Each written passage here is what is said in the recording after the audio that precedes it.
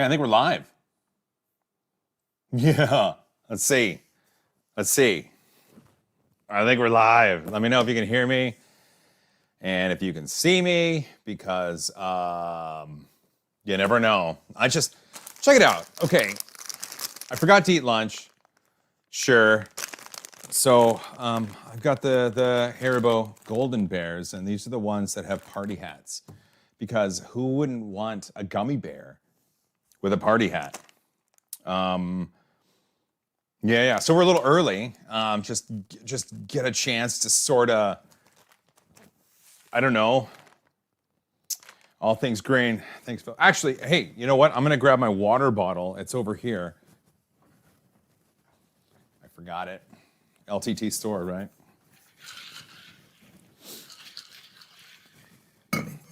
BTR Plumbing, a member for 15 months. You are incredible, my friend. And one day they should write a book about your adventures. Absolutely. Thank you so much. So I always talk about my LTT store water bottle because they sent it to me. I asked, and they sent it to me as a gift. It was really nice of them. And then they reached out and said, Joel, could LTT store sponsor part of an episode coming up? So I kid you not, very soon, not this coming episode, but very soon, LTTstore.com is sponsoring one of my episodes. How freaking cool is that? Brian Vines, new member. Hey, Brian. And you're watching BV3D. I love you, bro.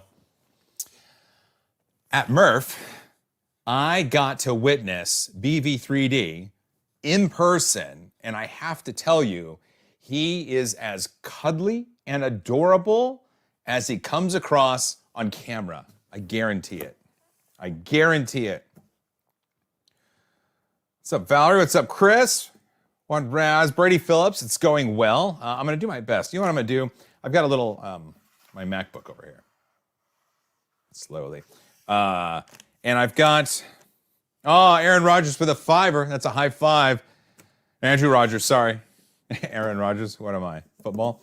That's Andrew over there. So got to meet Andrew at Murph, and that was incredible. Murph was just fantastic. And I'm just very thankful that I didn't come home with what many people did come home with. Fingers crossed, right? I'm going to break out this chat and make it really big so that my eyeballs can see it easier. That's my goal. That's my goal. And is it, balls, let's see. There we go. Tripod's Garage. Hey, look at that. Iago T asks, will 3D printing nerd guess at the first glance what that mystery black item in the box is? What that mystery item in the black box is? What? Phil Griffin poses the question, is that in the works for 3D printing nerd? A lot of people have asked, and I can 100% tell you that the hotel is booked.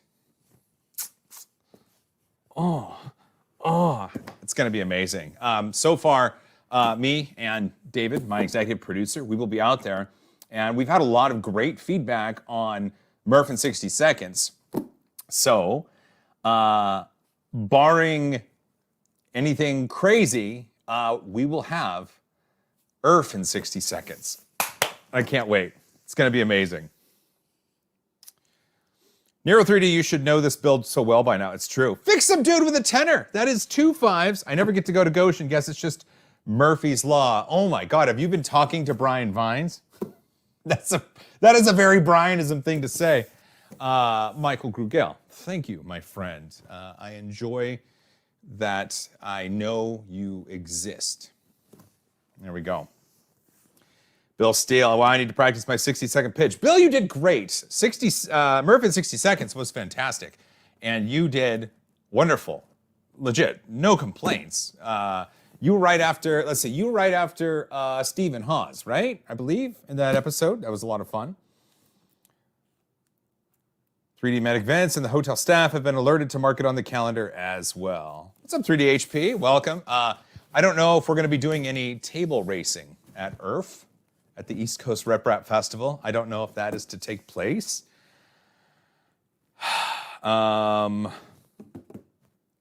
Maybe. I don't know. I don't know if Mitch is in the chat, but if Mitch makes it out to the Midwest or the East Coast Rep Rap Festival, we'll have to model a table, maybe. We'll have to model a table and put some industrial casters on it so that we can do some table racing. I mean, sure makes sense, doesn't it? EBP Man Tech Reviews would love to see how fast you can go with this one. Well, it's advertised at 400 millimeters per second because it's running Klipper. Nero's in the chat. He's my Klipper whisperer. It's running Klipper, so you would think that it has at least the brains to be able to go fast, and deltas themselves, the way that the motion system works, generally provides a little bit of extra speed where over other motion systems. So it should be able to go fast. I don't know if it's Voron fast or Ratrig fast. I guess we will see. 3D Musketeers. Ah, Grant's in the chat. Love that dude. We just had some talks on the Twitters about the Snapmaker machine, and maybe Grant and I should have a private conversation before I make my episode on it.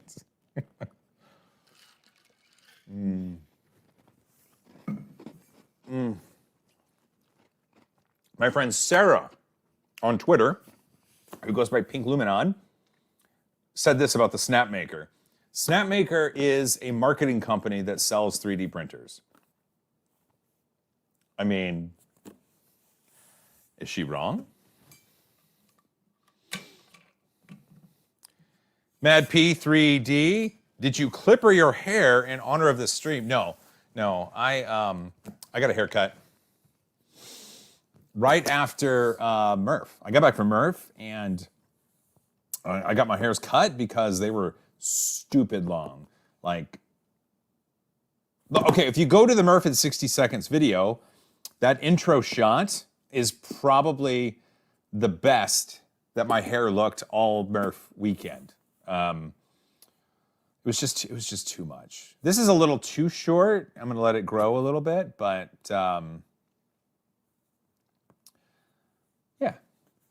yeah, it'll grow out. It's fine. Hey, Maker Viking, what's going on? Ivan Raw 48, 3D printing nerd. Hello from Argentina. Well, hello. I wish I knew how to say hello in your local language. You know, I'll get to this box here, I promise. One of the interesting things that has really come up since I've done a lot more international travel because of the job here, is that I want to learn more language. So back when I was young, I took German in high school, right? Wie geht's? Good. Und du? Which is fine. But they offered German, Spanish, and French. So in my high school and I think ninth grade, you had 3 languages you could choose from. Nowadays, though, they do have, I believe, Mandarin, and some schools I've seen offer Italian, which is kind of interesting. There's a couple polyglots that I follow on YouTube. Xiaomi, I believe, that guy. It's just interesting. And so part of traveling internationally has made me want to learn the local language and how to say hello and thank you and where is the bathroom, that sort of thing. Just enough to where I want to give it an effort. I think being able to say hello to people in their native language when you're in their country, I think it shows respect. And so that's kind of what I want to do.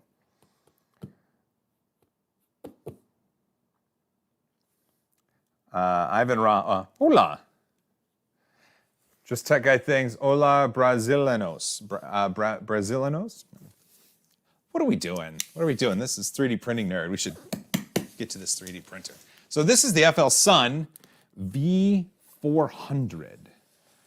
My review of the FLSUN Speed Racer, Super Racer, I don't know, the SR1, the smaller than this Delta 3D printer, my review on that comes out Saturday. So this is a great time to then get into this V400. Ugh. It's not small by any stretch of the imagination. However, I do have a CME CNC 300 RT, or RTP 300, whatever they call it. It's a very large Delta 3D printer that was shipped to me all in one piece. So I have experience with large 3D printers. I don't really have that much experience with Klipper at all. What's up, John? What's up, Jonathan? Jonathan Ball, my SR rarely fails. Mine failed more than it should have in a specific area, and so that's why I dinged it. But you'll see on Saturday. Oh, the part daddy, that's the big one. Mad P3D, anybody hear from Naomi Wu lately? I have. I've seen her on Twitter. She's been tweeting, whatever the right thing is. If you go to, if you have the Snow White DVD, the Snow White Disney DVD, and you turn on captions when the birds are chirping at Snow White, the actual caption says twittering. So I guess Disney said Twitter first. All right. Oh my goodness. So it looks like it's really, really hard to see. Let me see if I can. So all this white here is just miscellaneous papers that they've thrown in. The rest of it looks to be packed fairly well, but it's a surprising number of paper. Iago Diaz, my bet is that the extruder failed. No, on my Super Racer it was not the extruder, but good guess. Okay, so, no, there's like a ream of paper in here. This is,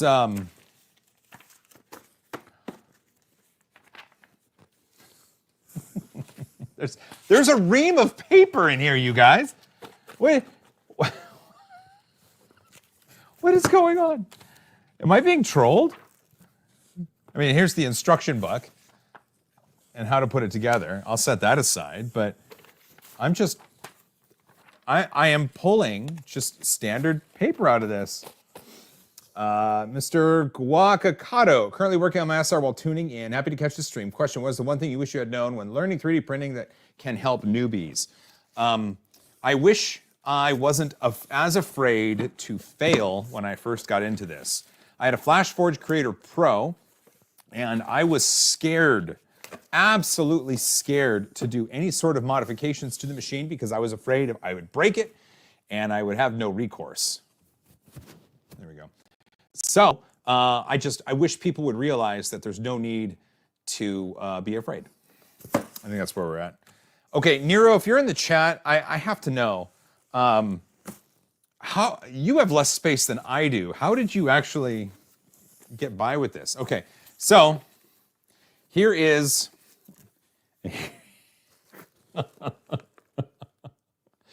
this 3D printer comes with 2D printer paper.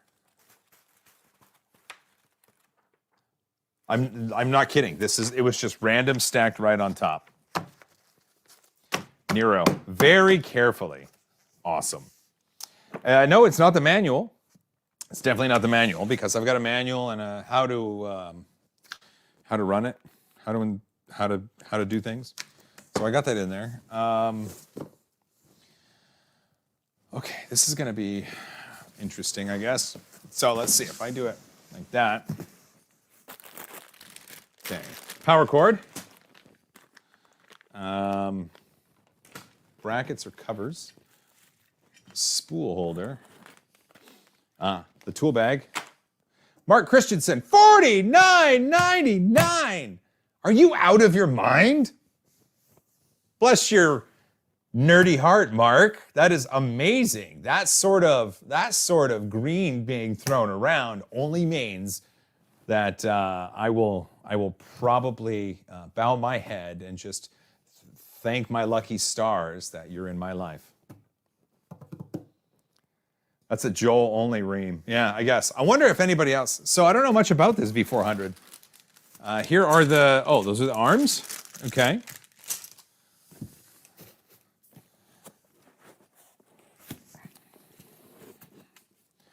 Okay. Wow, that is a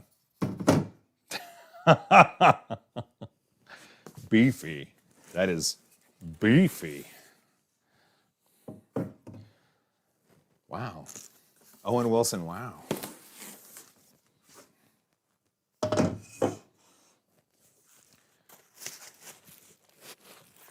It's packaged really well. It's got that going for it. Oh, thank goodness. This has a removable, flexible build plate.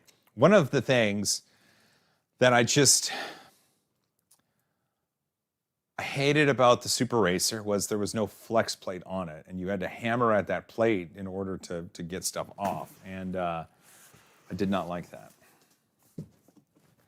Reviews with Douglas with a 5-er. That's a high 5, Douglas. Hey, Joel, in your opinion, which printer is better option, Creality CR10 Smart or the Anycubic Cobra Max?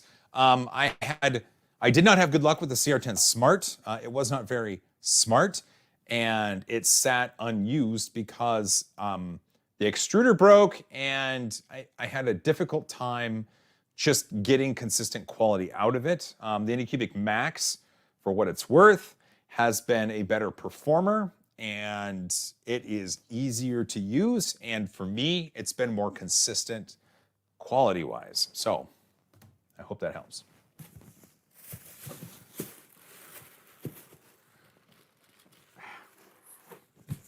Might have to put this on the floor. There we go. Okay. Jeez. Here's the base. You know I'm all about that base. I am going to set the power switch right now while I remember, because use a pen. There we go. See, I don't procrastinate. I mean, I do. But, oh, this is fun. Whoa! You know, when you're alone in your studio, you have to find joy somewhere. Here's the, this looks to be the effector.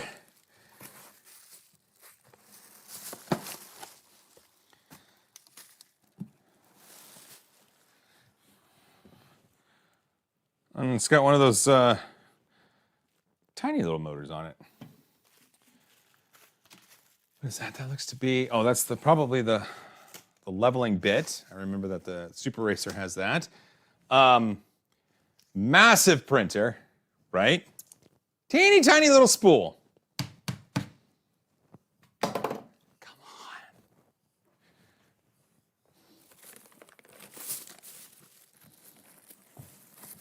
I've almost got it all.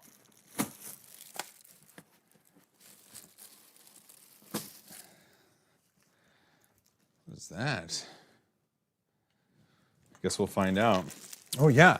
I saw on Modbot and Nero's stream, it had a really nice screen on it. That's going to be fun. The paper weighs more than a full spool. It does.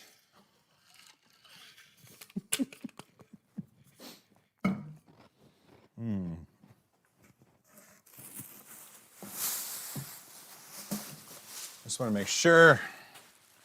Okay, we are golden. All right. FLSUN V400, amazing speed. It's amazing speed. What is this? How to troubleshoot printer errors. Oh. Okay, it's telling us about Klipper errors. That's kind of fun. How's everybody doing? Is everybody good? I hope everybody's good. It's Wednesday. What time is it? Oh, it's 5:13 already? Hey, we're doing good. All right. Why don't we just get to putting it together? Is it going to fit?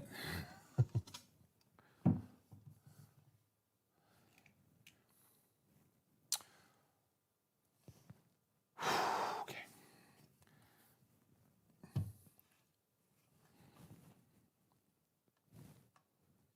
Yes.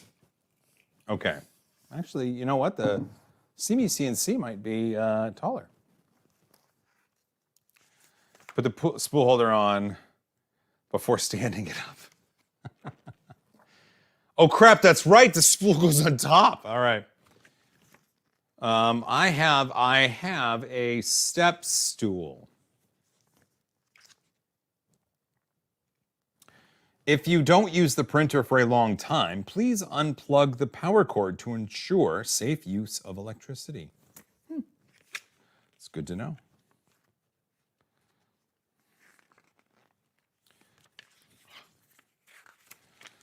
Lists out all the tools, lots of tools, and assembly instructions. All right.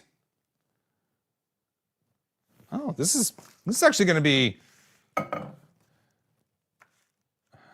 Kieran Clark should have gotten a taller Joel or a shorter desk. So this bench, my dad built this bench for me years ago because I wanted something at height where I could work on stuff. The problem is printers just keep getting bigger. The ceiling is only, I mean, I can touch it. So we'll see what happens. I'm excited at the opportunities in front of me. Just going to set this over here. Oh, just in case, if anybody needs to white balance their screen, there you go. I help. That's what I do. I'm a helper.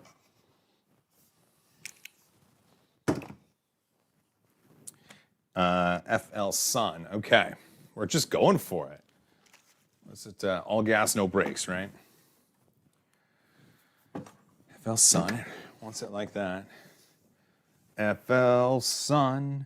Won't you come and wash away the pain? FLSUN. Oh, the FLSUN and the QR code are in the same. What? The same? Okay. Now it wants an axis, this one, to go over it. Oh, I see. This is labeled Z. Here we go. This is labeled Y. So the motors have a label and the wiring has a label. So I can just plug it in. It should be good to go.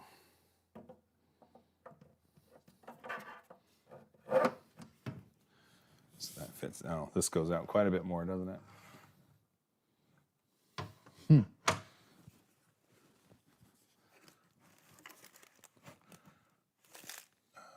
Okay. Okay. Now it wants.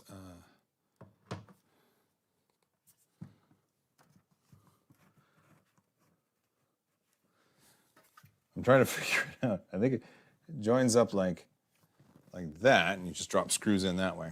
Okay. Shouldn't be a problem. All gas, no brakes sounds like a good slogan for a 3D printer. Why is it labeled Yoda? Oh my gosh. Fantastic. Ah, brings joy to my heart hearing that. I am going to use the tools it came with to assemble it. I might regret that decision, but for now we are good to go.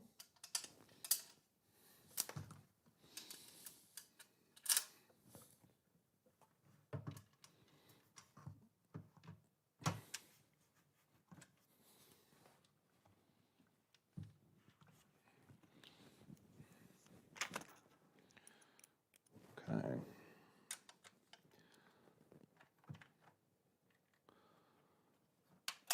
So this platform has the power plug place on it. So there we go. So I just had to kind of give it a little oomph, and then it was up. Ben, 3D printing nerd, do you still talk to NPH? I do. Neil and I text every so often. He's a good dude. Him, his husband David, and their kids, super good people. We do have more stuff planned, and you never know.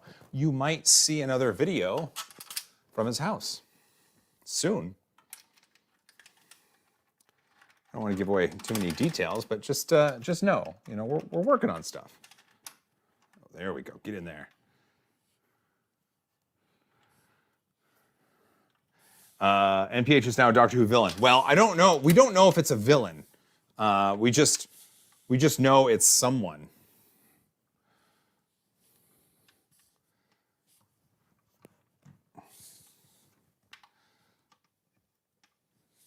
There we go. Yeah, we're getting this in. I still remember long ago when the CR10, the original Creality CR10 came out, and it was so easy to put together. And everybody was like, whoa, we get a large format 3D printer for cheap that doesn't take much to put together. I still remember that feeling. That was amazing. My, how things have changed.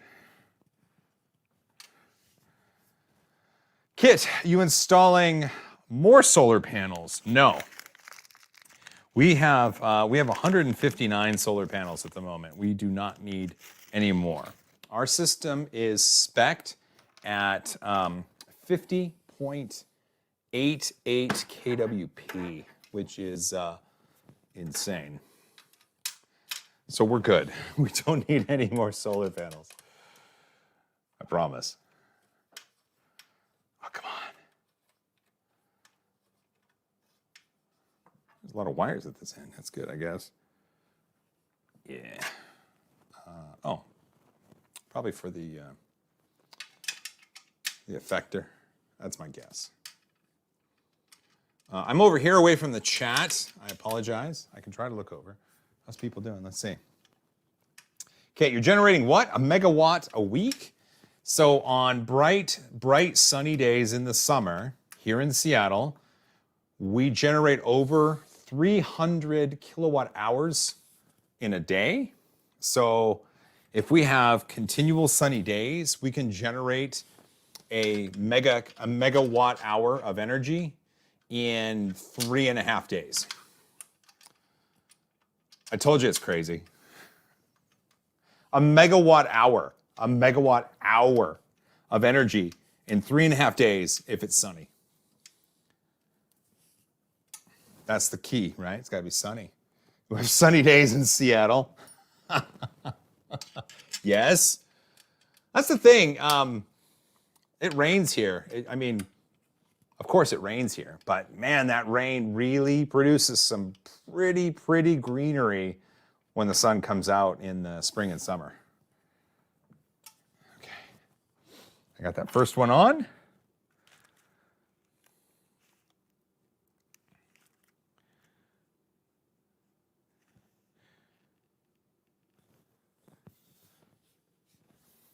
Pass the cable through the, why? Wait, pass the cable through. Why don't we pass the cable through somewhere? Oh, okay.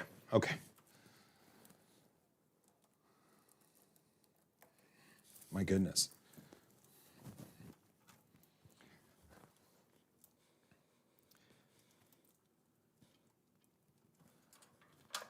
Rain is good, yeah. Yeah, you all in California, you could definitely use some rain. So I'm supposed to pass this cable through this tower, and in order to do that, I got to undo it.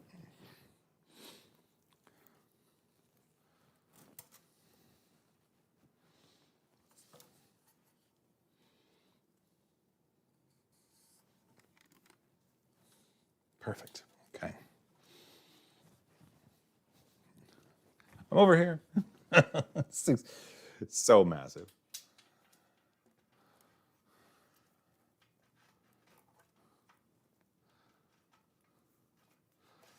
How am I supposed to pass this through? Come on.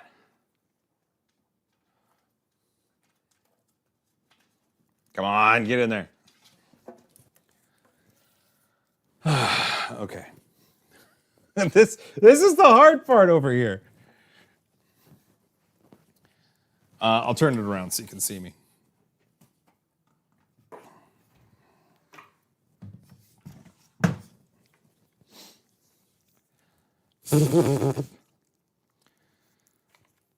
Iago, the series where you spend most of the assembly time. NH3 to Canada, Canadian $5.99, eh? Are you out of your mind, eh? Hey, Joel, hope you're doing well, and high five. High five right back to you. Thank you for that. In fact, I'm going to utilize that bit of green you dropped right there to hopefully get myself a coffee in the morning. You've caffeinated me.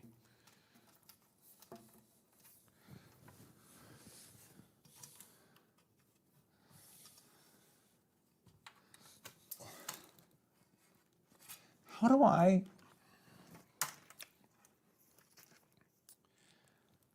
Seems more difficult than it should be.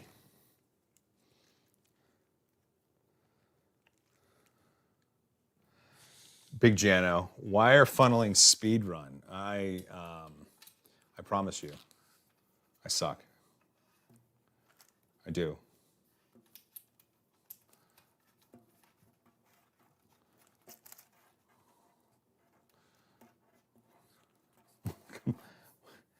You too good to go? Come on, just go.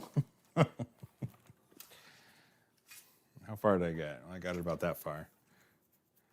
Lisa Harshberger, $1.99. Are you out of your mind? Get a string.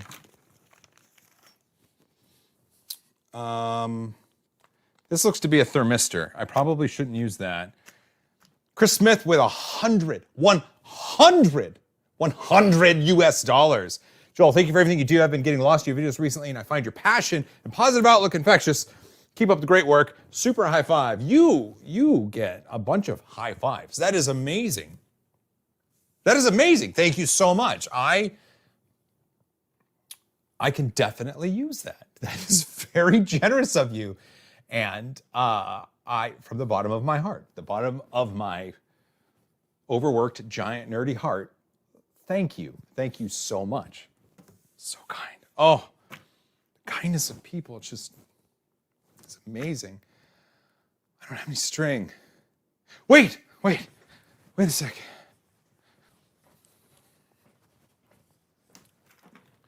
I do have a lightning cable. Now, if I play my cards right,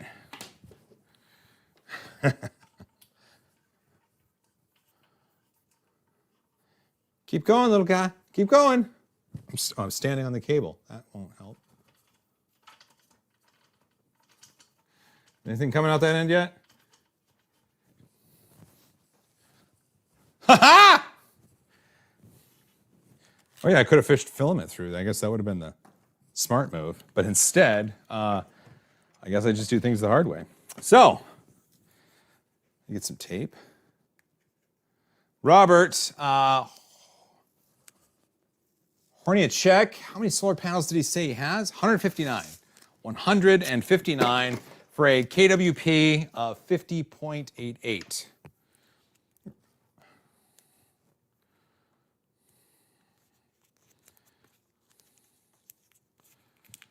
Here we go. Okay.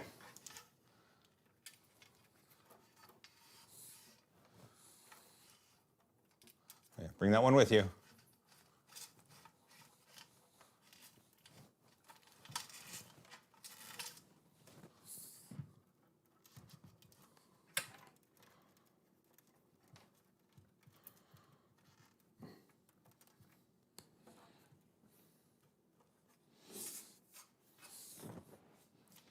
I did it! Ow, I just poked myself. That's not good. I did it. Hey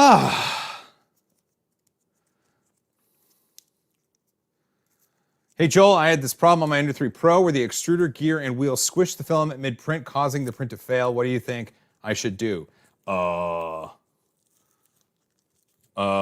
don't know. Usually that it needs to squish the filament in order to send it through, but if it's squishing it too much, you would just want to adjust the tension.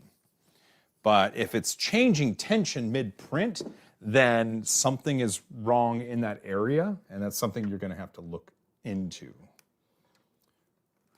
So I got to plug something in here. It's probably the brains. Brains.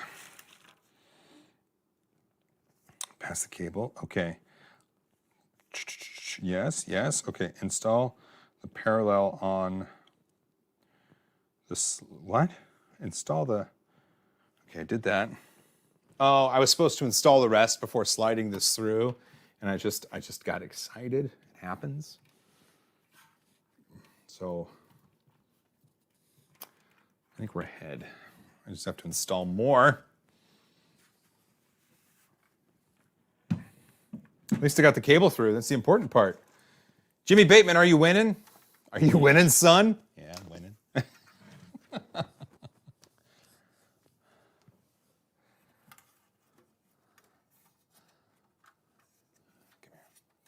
This wants the X. X. Okay. X.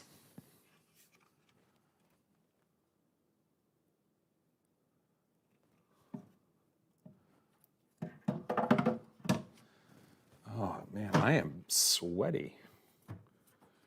So unfortunately, the studio here does not have air conditioning, and when it gets muggy or a bit warm outside, it gets a bit muggy and warm here on the inside. And then, if you run a bunch of machines that have heating elements,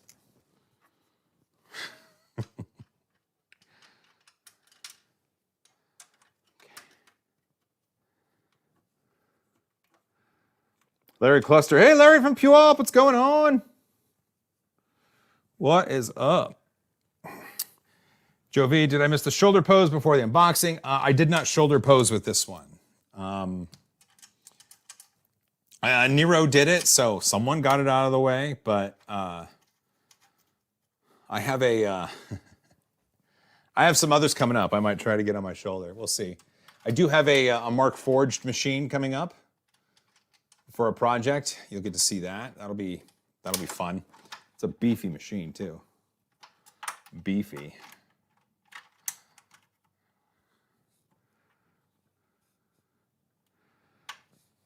Joseph W. Shaw II.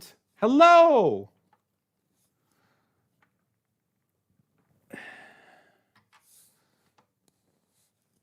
Okay. Hey, everybody. Nero's in the chat, and right now he's saying he cannot go to the East Coast Rep Rap Festival because of some sort of Canadian holiday. Maybe we can convince him otherwise.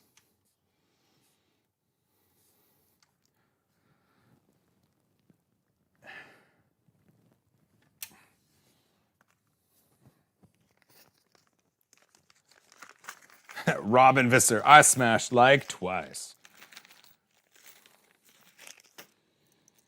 Fantastic. I mean, as long as you haven't liked it yet, smashing it in the even numbers is the best way to do things.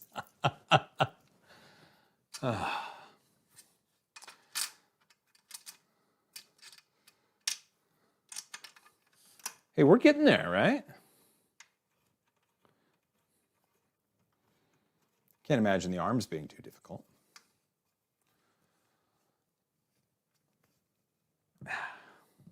Okay.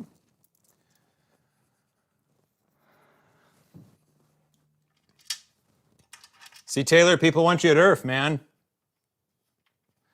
Hey, you, Taylor, Nero, you are a full-time content creator. And as such, you have to realize the content now takes priority in your life.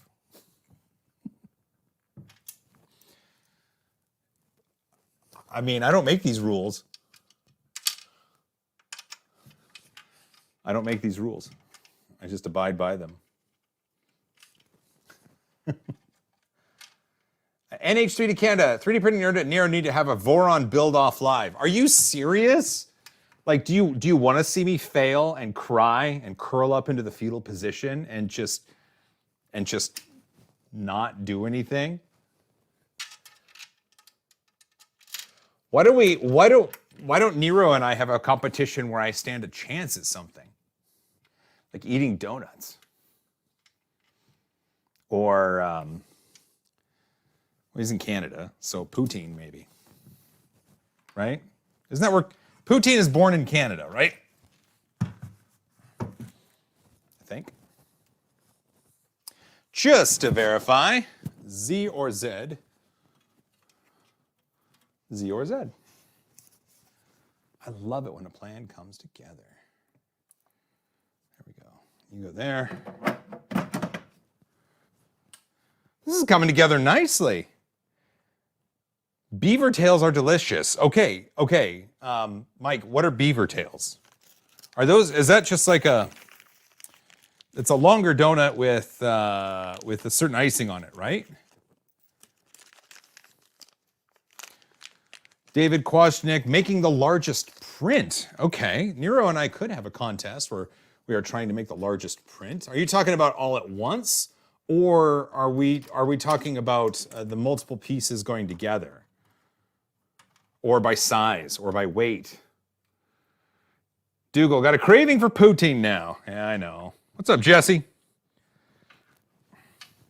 A flat donut with powdered sugar on top of it? That sounds wonderful.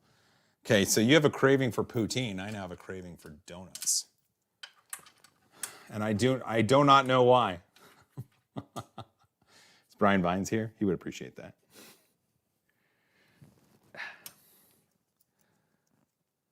See, Sith Lord Brett. What's up, Brett? I got to meet in real life, in meat space, Sith Lord Brett at Murph, and it was wonderful. Just absolutely glorious. In fact, her, Pooch, my producer David, and myself, we had pizza at Lou Minaldi's, and it was yummy.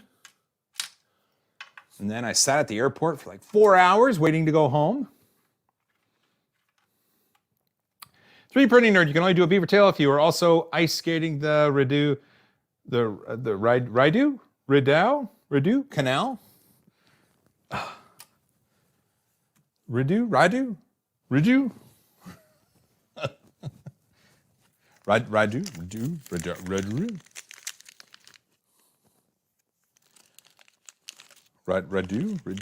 I suck at this. Oh. Rideau. Okay, Rideau. Thank you.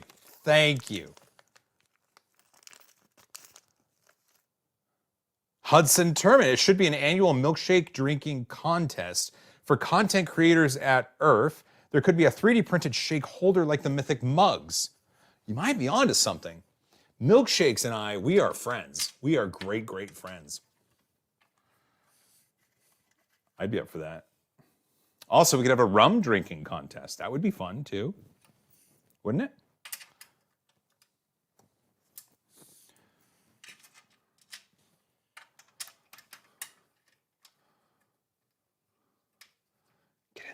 Get in there. Yeah, there we go. Two more. And then once these are in, boy, I am on the edge of your frame. This printer's huge. I need a larger frame. Phoebe Chow, I hope I said that right. Speaking in terms of printing cosplay, what do you believe to be the most ideal settings for perimeters, walls, and infill percentage if you had to pick a setting across the board for cosplay prints?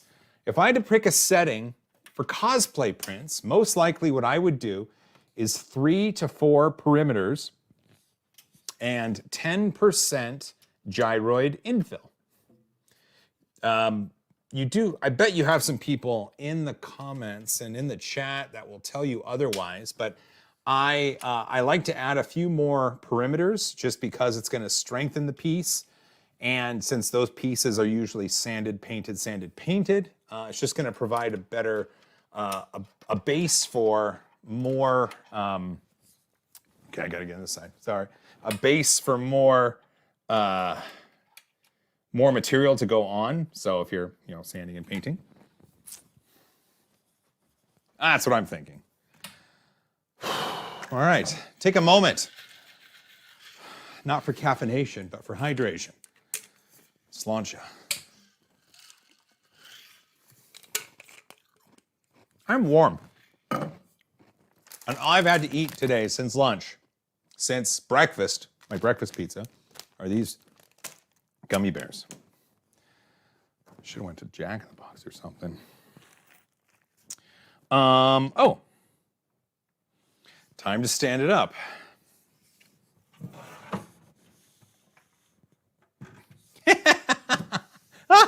It goes out of frame. That's amazing.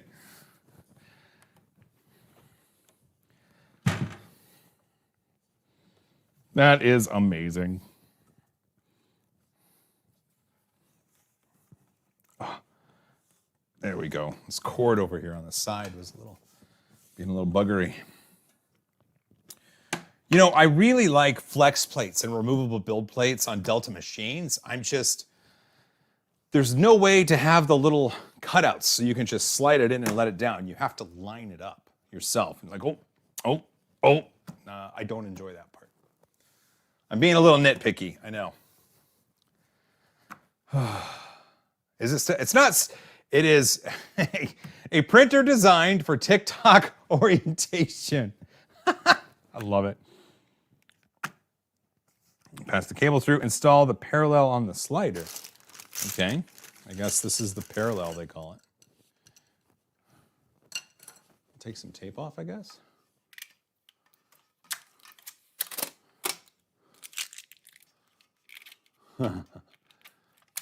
Hey, we'll be printing in no time. No time. I mean, I say that now. Okay.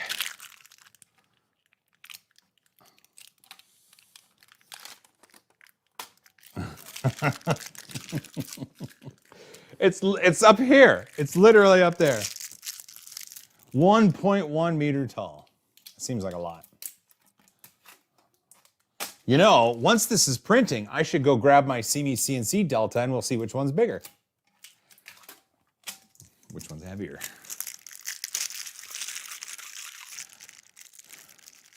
Grab the moon shoes from the 90s. I love you, Big Jano. That's amazing. I remember those.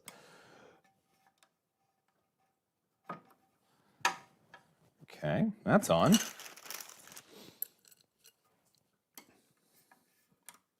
That's on. Uno mas. And that's on. I would imagine that's going to hold the effector. It sure is. What position does it want me to put this in? So, where's the front of the machine? Okay, that's the front. So it probably wants it like that, right? Just thinking out loud.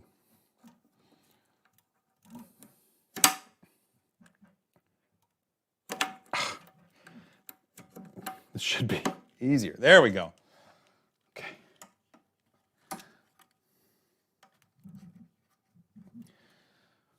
One more.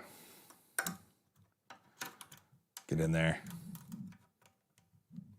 Ha ha ha. That's so fun. And now we get to plug all the things in. So, what is that? What is that?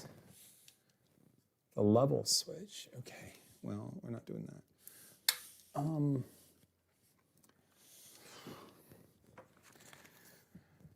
to make sure I'm plugging in the right things.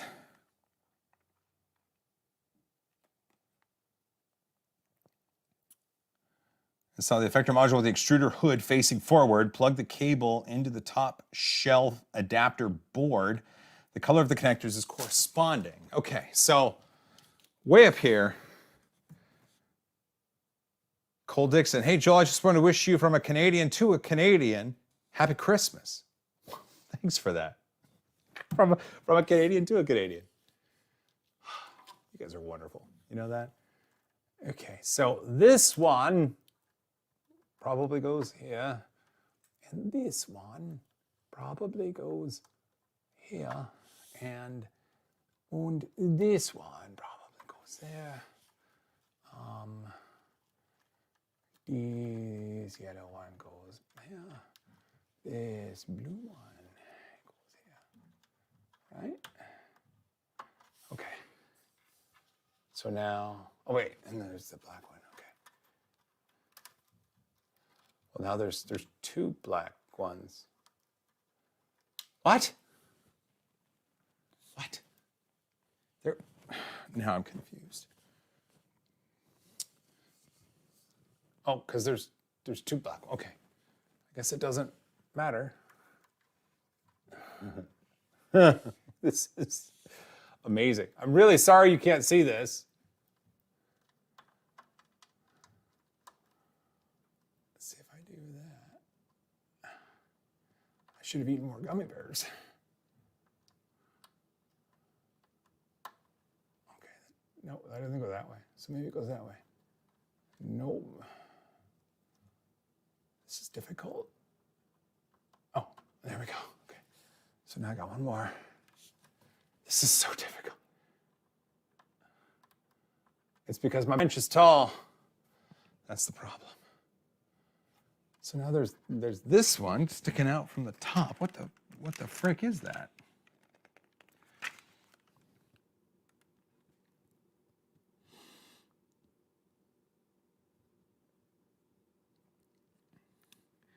And now at once, push the bracket into the top shell as...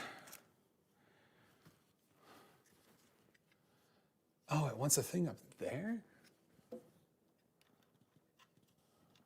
Okay, it's fair. Oh, is that the... That is the... I bet that is this. It's the filament runout sensor. Oh, again, I'm just shouting things that you all can't see, and I apologize for that. But that's kind of what it is. Okay.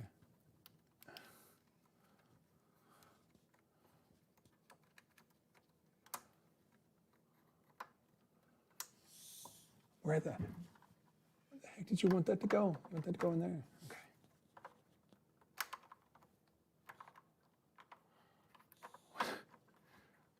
This is crazy. This is just... Nero, did you do this? Seems crazy.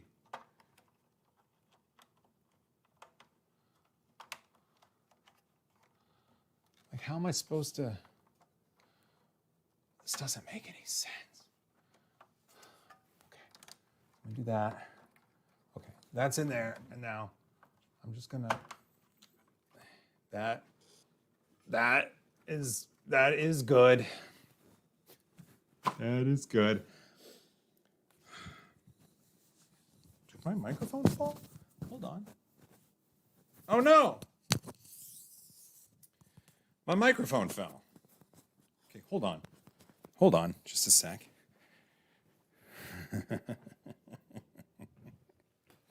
So what I do, rather than a clip, is I hold the microphone to me with a piece of this, what do they call it, moleskin? Moleskin? Anyway, so now I have to find some scissors to cut it. And then, big piece won't matter. No, John, and it's not nipple tape. I mean, people could use it for nipple tape, but it would probably hurt them. Okay. There we go. So now what I do... Don't look at me while I'm doing this. Tape it to the beard. No. No. Does the printer come in landscape mode? That's funny. That's super duper funny, and I'm so happy you said that. Okay, it is time now for the spool hole. What is this? Hold on. Oh, that is a stand, isn't it? That is a freaking stand, and I love it for the thing with the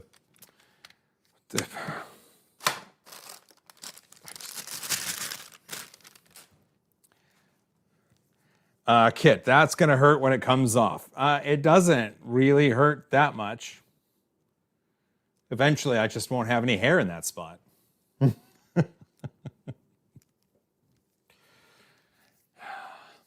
Okay, here's something that they've done correctly. It used to be, back in the day, Delta 3D printers had the power plug at the top, and it's out of camera view. You can't see it. But you had to then run a power cable from the top of the machine down to an outlet. And because they're tall, it means a lot of times it wouldn't fit, or you would have to route a cable a weird way. So you plug in the cable right here. This is where it goes. So I'm really, really happy that they did that, because it means you can use a standard power cord and you don't have to find some sort of crazy place to put it. Just add a few pints of beer first. Yeah, that's true. Okay, it is time for the spool holder. What the heck are these? Probably covers.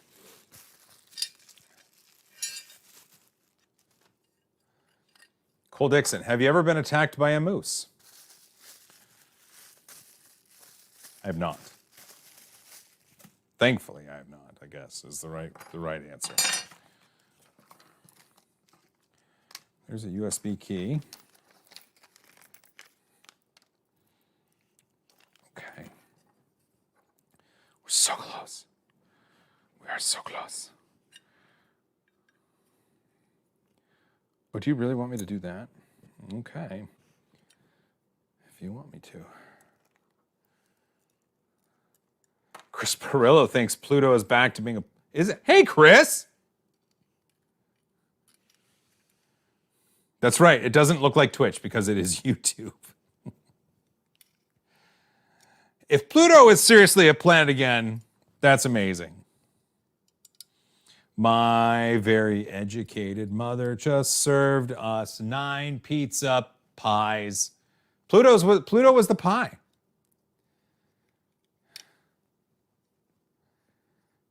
Nero 3D. Oh, wait, Taylor, did you really have a problem with that?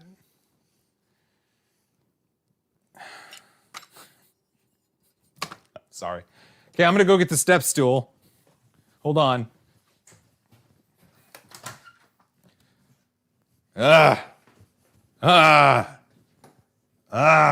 Stop it. Spiders. There are spiders out there. I'm not happy about that. Okay. This is never the image that I want you to see. Just like my crotch. I'm sorry. I do apologize. But I mean, it'll be quick, I promise.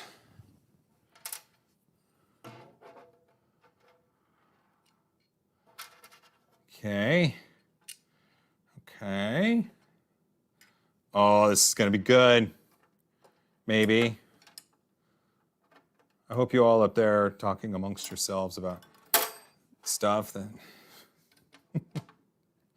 They don't make this easy.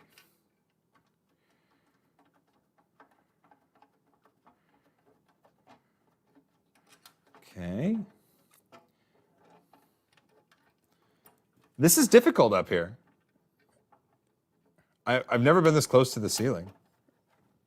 It's been a while.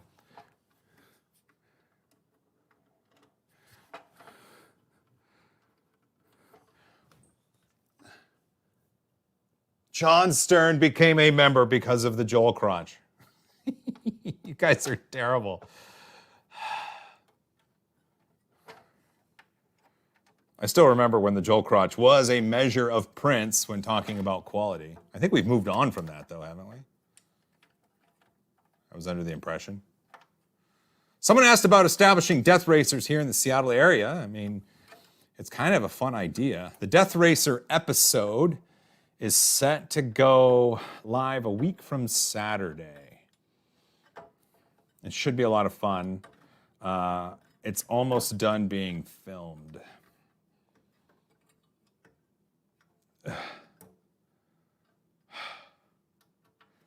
Okay. It's warm up here. I'm back. Wait, I'm back. Since I'm back off the ladder, does that mean John is no longer a member? Okay, I've got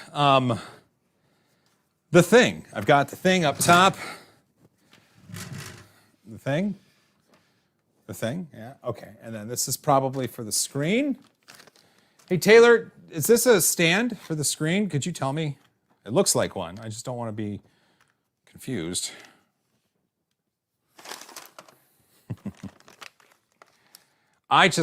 Lisa Harshberger, heat rises. It does.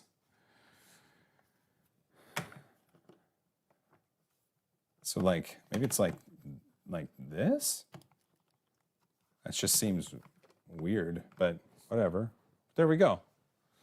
Pez Liz is a member. Oh, thanks, Liz.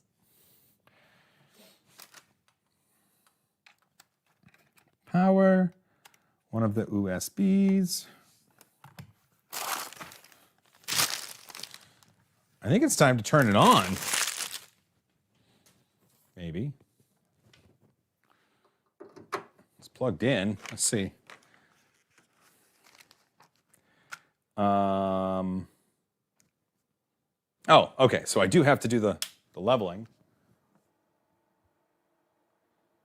Booting system. Now this is running Klipper, which is Ivan Rock 48 became a member. Aww.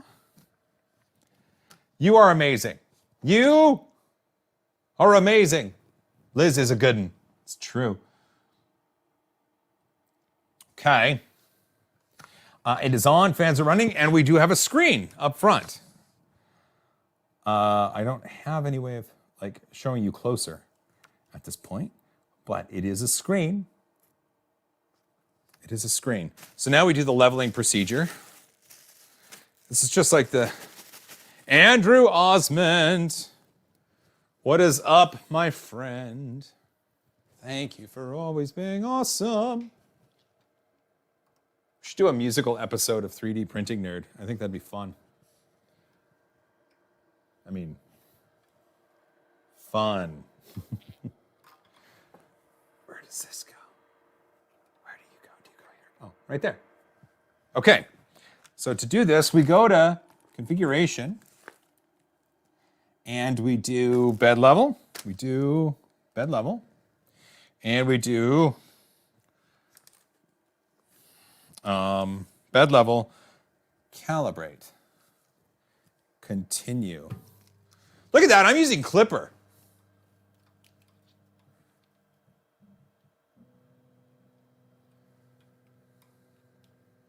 I told Taylor he should come over.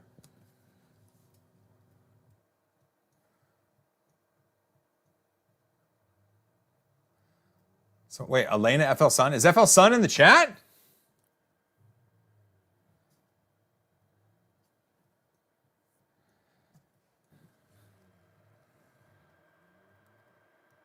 Okay, it's doing the stuff. That's good. It is. So wait, is Elena here? Hi, Alea, or Alea. Alea, right? It is 5:57. It is almost 6 o'clock in the afternoon, evening. I don't know why I'm so warm. Can you face the printer to the camera and see it? Well, I mean, I can face the printer to the camera, sure. It's because it has this handy dandy thing. Okay. We've done the calibration for the bed, which is good. Oh, now we do the bed mesh. Okay, so configuration, bed level, bed mesh, continue. Okay, it's gonna home the 3 towers.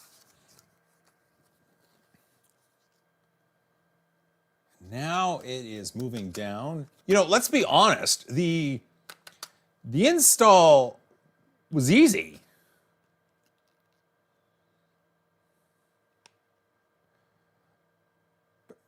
Printer should be facing you now, though, right? I think. I can give you the screen, too. It's not doing much. Spicy McGee, what's a bed mesh? Imagine a bunch of different points on the bed as a mesh of points, and then they can be higher or lower in Z space per point because they're on different parts of the bed. And so that creates a topographical map of the bed. And if you need to print something on the bed at that height, then it knows that it might have to adjust that as it goes over the bed. Rotated another 120. No, I'm not rotating it another 20. 120, I do, no. It is a, it looks like it's an end stop sort of probe. So it's a mechanical trigger at the end of it. It's got a little booty on it. A little booty. It's got a little booty on it. It does come with a screen wipe, which is kind of fun.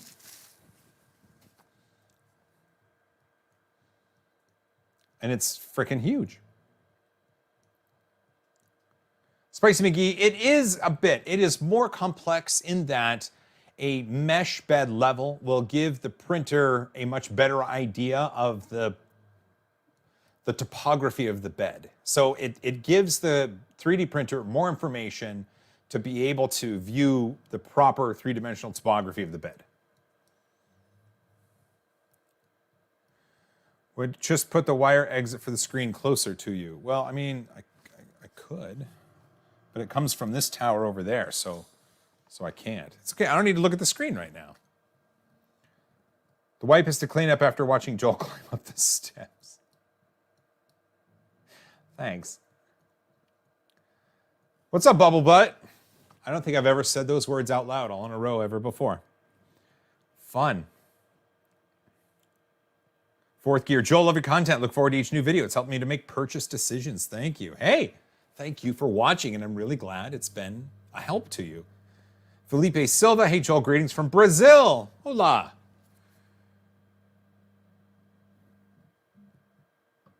Okay, we've homed. Remove the switch.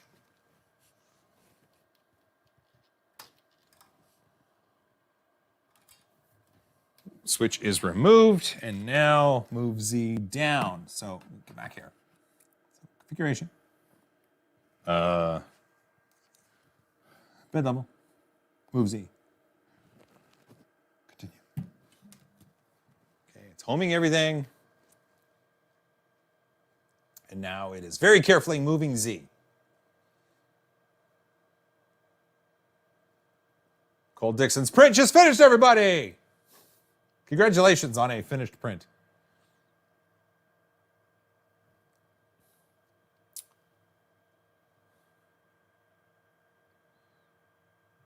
Okay, so now it's done that.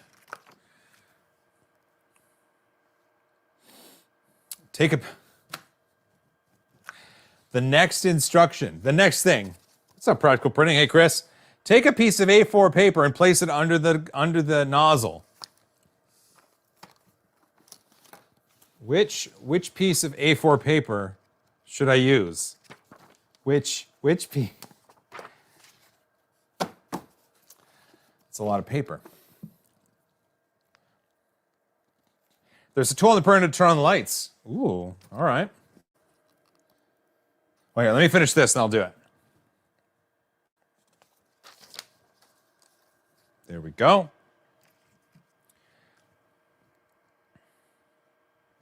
Z-calibrate.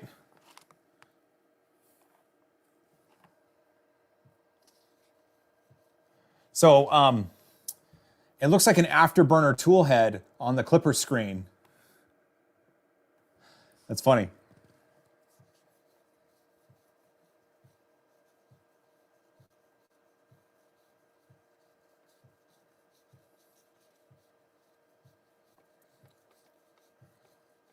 minus 8, minus 0.5, 0.9, minus 1.0.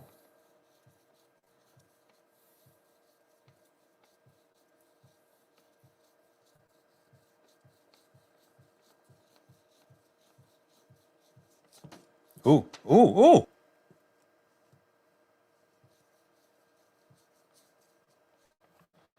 Do some tuning here.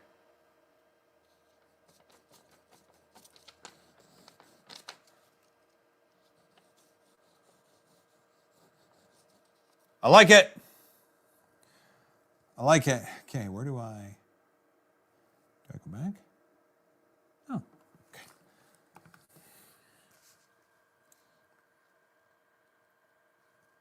Now it's time to load the filament. I'll save that. Let's see, I should be able to move, right? Actions, move, Z.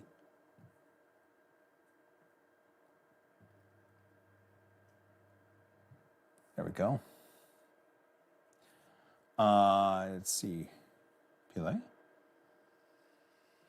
There we go. Okay, I just hit PLA for temperature.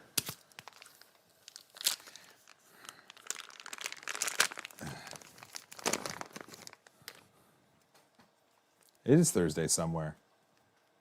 That's true. Here we go. I'm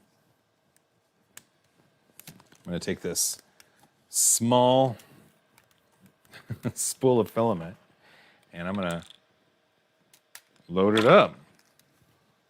Oh, I need my step stool.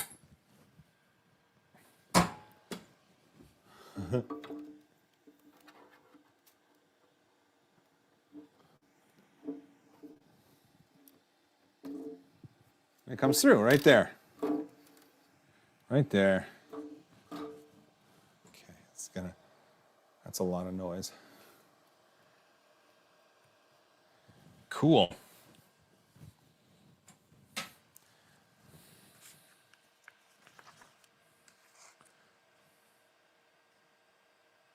Oh, look at that. I can do load and extrude. Okay.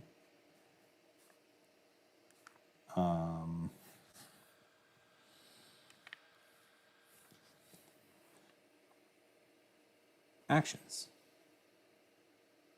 Extrude. Load. It is taking the filament.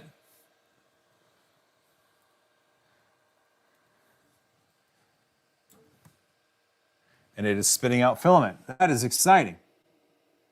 That is exciting. Okay, so now I got to turn on the lights.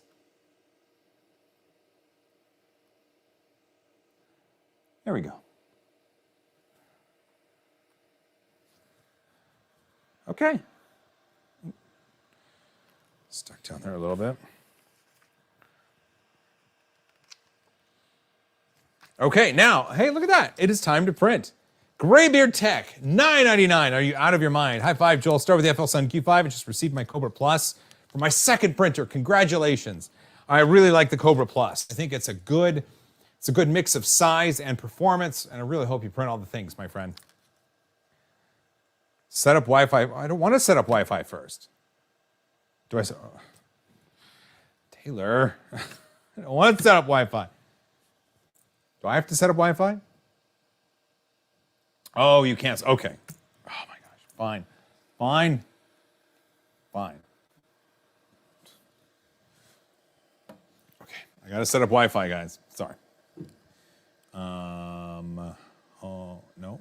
I want configuration, network.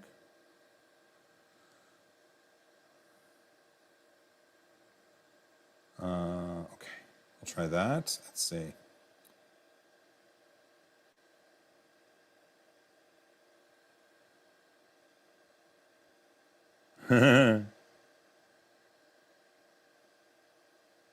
Every time I put in my network password, I giggle. Come on, get over here.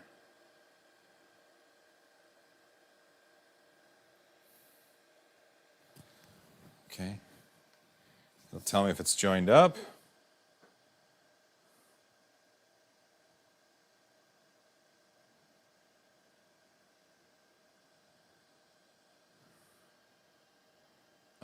It's trying.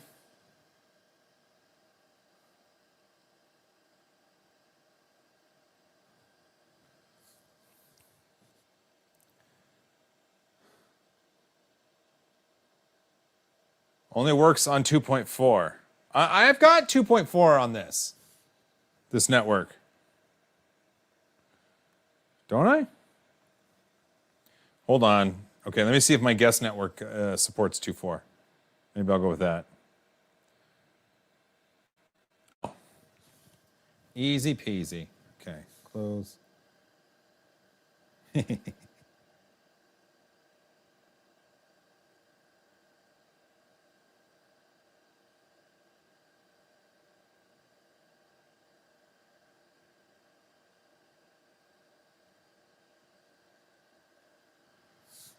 let's try that. There we go.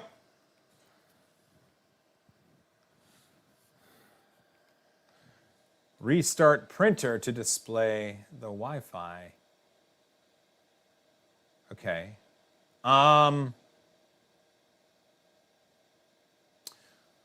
Well, the only Wi-Fi I have with 2.4 is my guest network, so I don't know if I will be able to get to the IP. I don't know.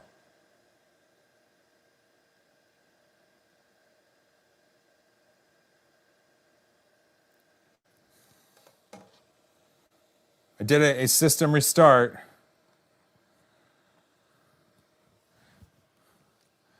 I can just do a screen restart. Oh, well, I restarted the printer. It's good to know, though, for next time. The 2.4 gigahertz space is so, it's true, it is. Cole Dixon, Joel's doing really great for people his age. Thanks. Oh, an itch, sorry. Thanks. Data collection, abort.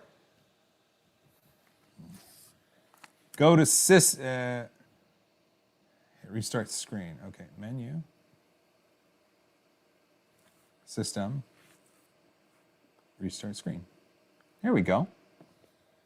Doing it right now. Stevie Chow with a tenner. That's 2 5s. What do you think the first 5 upgrades to a printer should be? I just got my Cobra Max recently, bought a set of nozzles from E3D and some Capricorn tubing, all from Matter Hackers. Well, that's a really good question. I don't automatically think to upgrade a 3D printer. Normally, I try to assemble it, get it working, and if it's working for me, then I just leave it as is. I don't know if a set of nozzles is really an upgrade. It's more just like an accessory pack, so I'm glad you have that. I would only go with Capricorn tubing, personally, if I was having issues with the extrusion system and it was part of my troubleshooting. That's a really, really good question. I don't know, maybe people in the chat know. I don't typically go and just continually upgrade a machine, so I don't have any. I mean, getting a set of nozzles is always good. If it doesn't have a removable bed, sometimes a flexible magnetic removable bed is a good upgrade. But beyond that, I don't really have too much to tell you. Klipper has encountered an error. Cannot update MCU config. Okay, I have to do a firmware restart. Okay. Okay. It looks like, okay, it's reading temperatures, which is good. It looks like it's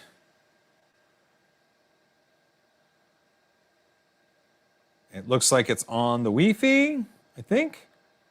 I don't see an IP, but again, I don't care.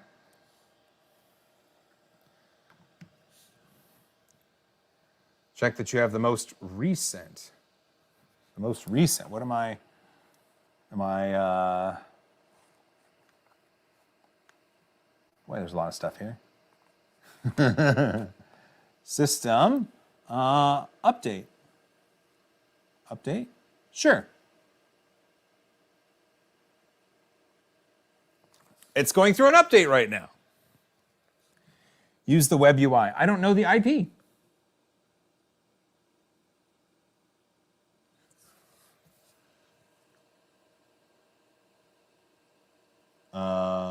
Oh, wait. Everything is up to date, it says.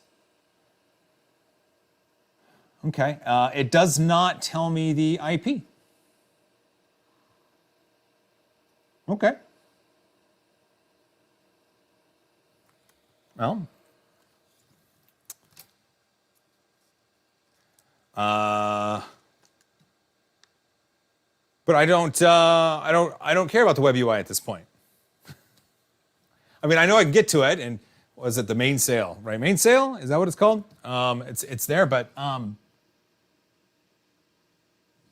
it's kind of a bummer that it's only shipping with a 2.4 gigahertz radio. But what are you gonna do? Well, I've got Filament loaded. We should get it printing. Oh yeah, I got the USB. Probably goes in one of these holes over here. Get in there. There we go. Print, and then USB disk, test models. Oh, I gotta hit that. Okay. Knurling bolt and nut. Sure.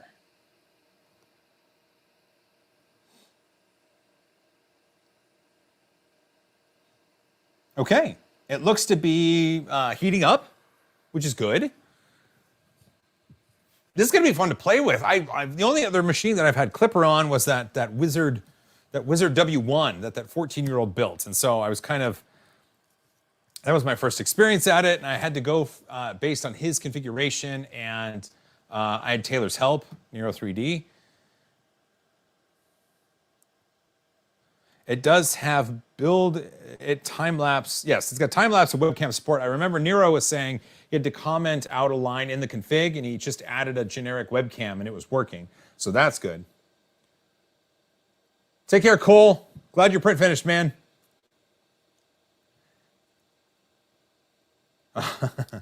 Modbot, you're not late. You're not late. You're just in time.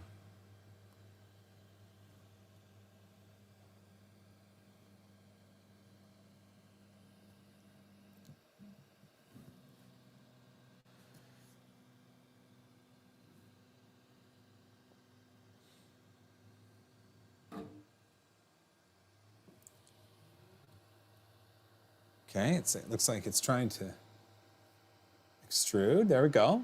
It's doing a prime line. Not bad, not bad. Looks good. Looks like it is incredibly close to the bed. This is bad. Bad, bad, bad. Let's see, extrusion OZ. So let's do that. There we go. Maybe that'll help. I did leveling, but of course the bed wasn't on, so there must have been some sort of expansion, is my guess. Can't see. I gotta go and turn the lights on, right? Is that what I gotta do? Control. Light. LED on, there we go. Okay. Okay, that's looking a little bit better. I had to adjust it just a bit. Andrew Osmond, 1999. Are you out of your mind? Do not like a Yiffy for a mandatory for setup. What's a Yiffy? I don't know what the Yiffy is. The Yiffy? Wait, did you mean the Wi-Fi? Or did you mean the... I don't know what you mean for, I'm guessing you meant Wi-Fi, and Wi-Fi is not required. So with Klipper running, correct me if I'm wrong, people, main sale, I believe, it's a UI like Octoprint, like RepRap firmware, It is a fantastic web-based UI to control the machine, and it gives you access into the Klipper firmware so you can play with the configs, make sure you have the right webcam, adjust accelerations, create macros. It'll consume, what's that programming language? You just said it to me. You said it to me. Mainsail. Thank you, Mainsail. Perl, Pi, Per. What's that interpreted programming language that starts with a P? Python, thank you. Jiminy Christmas. Cole was right, I am old. Well, after the adjustments, the first layer is looking pretty good now. So, fingers crossed. Python. Mainsail and Moonraker, that's right. Mainsail and Moonraker sound like the title of Sean Connery James Bond movies. I'm gonna be honest with you. Get some COBOL. No joke. In community college, I took COBOL 85.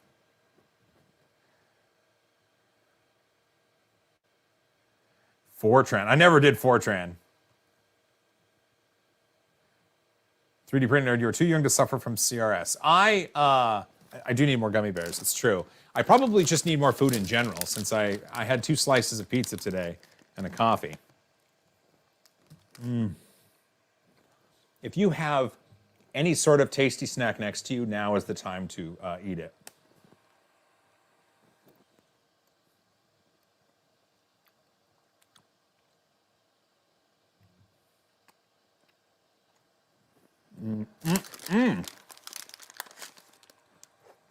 Well, here, I could probably find the IP in my management app.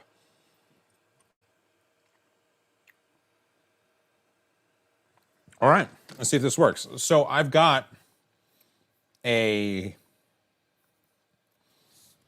it's on the guest network, so I'm not sure if it'll work, but we'll try.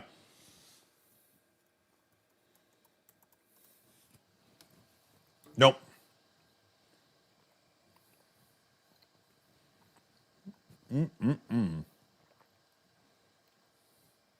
Does aged sugarcane rum count as a tasty snack? It sure does. So yeah, so the only 2.4 gigahertz radio I had was on my guest network. I didn't want to finagle with my main network to enable the 2.4 gigahertz radio on that. But because it's on the guest network, it's only outbound and concurrent, you know, in and outbound. It's isolated from anything else on the network, so I can't get to it.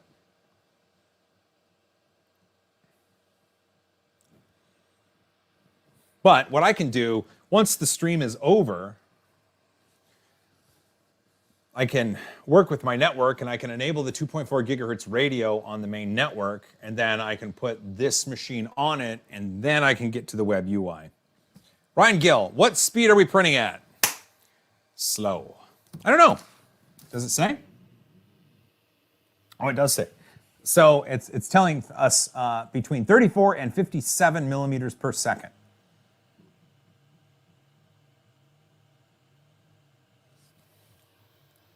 We should be able to crank this puppy, right? Big Jano, you can print a giant nozzle on there. I know someone with a file. Big Jano, you have the giant nozzle lamp, right? Right? I want one of those. Please reach out to me. I want to print that. Use the tether on your cell. It ramps up over the first few layers. Okay. We'll let it get through a couple layers, and then we'll full send it. So right now, it says 57 millimeters per second, layer 2. It looks really good. I'm really excited about this machine, just because deltas are fun, but also it's running Klipper, and I get to like play with that. I could just build my Voron. Samus 129 streaming. How do we speed it up? Well, we're going to let it get through a couple layers, and then we're going to speed it up.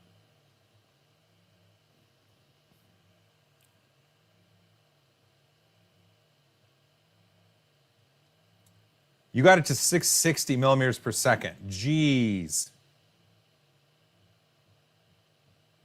You can connect to Wi-Fi and hit the restart screen while printing. Right, I know, Ron. I can do that, but again, the only 2.4 gigahertz radio is on the guest network. So once the stream is over, I will be able to get it on the main network and connect up and see the really pretty UI. 3D printing, but will it print upside down? Yes. Yes, it will. Bunch of googly eyes on that. That is a great idea. That is a great friggin' idea.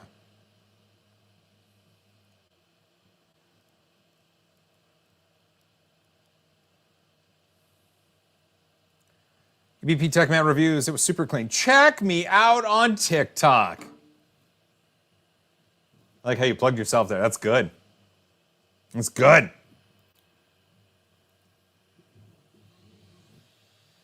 Okay, we're starting to go a little bit faster.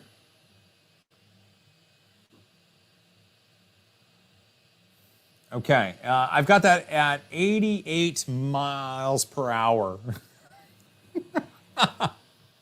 88 millimeters per second. 88 miles per hour. Oh my gosh. Jeremy on a backpack. Yeah. Jonathan Bell, the Super Racer has a loud fan in the base. Does this one as well? There is a fan. I wouldn't count it as loud. It is being overpowered by the volume of the fans on the effector.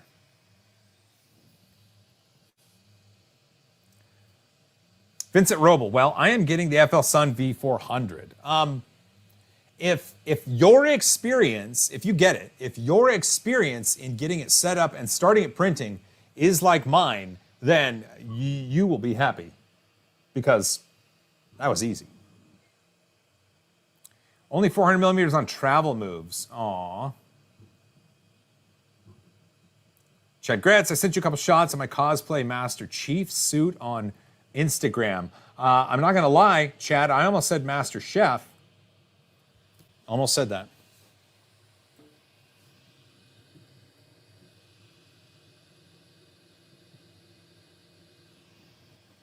Might be able to. The deltas print amazingly fast. Bowden tubes suck. Is there a way to print with soft material that you have discovered? Well, you can print with softer materials in a Bowden tube. It's just you got to dial in your speeds and your temperature. Okay, let's kick it up in speed. Come on. Do I tap there? No. Do I tap there? System network limits? No. Temperature fan extrude? No. Fine tuning? Aha! Speed. There we go.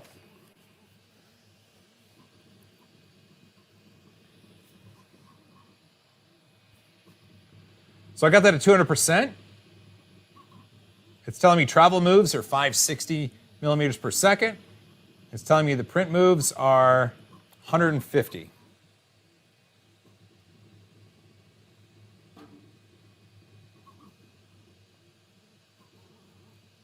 It's so much fun to watch.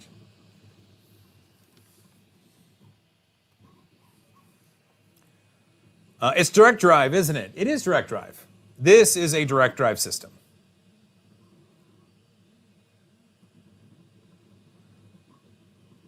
Eric, that is a good recommendation. If you're going to be going faster, it is a good idea to kick up on the temperature as well. But it was already at 220 C.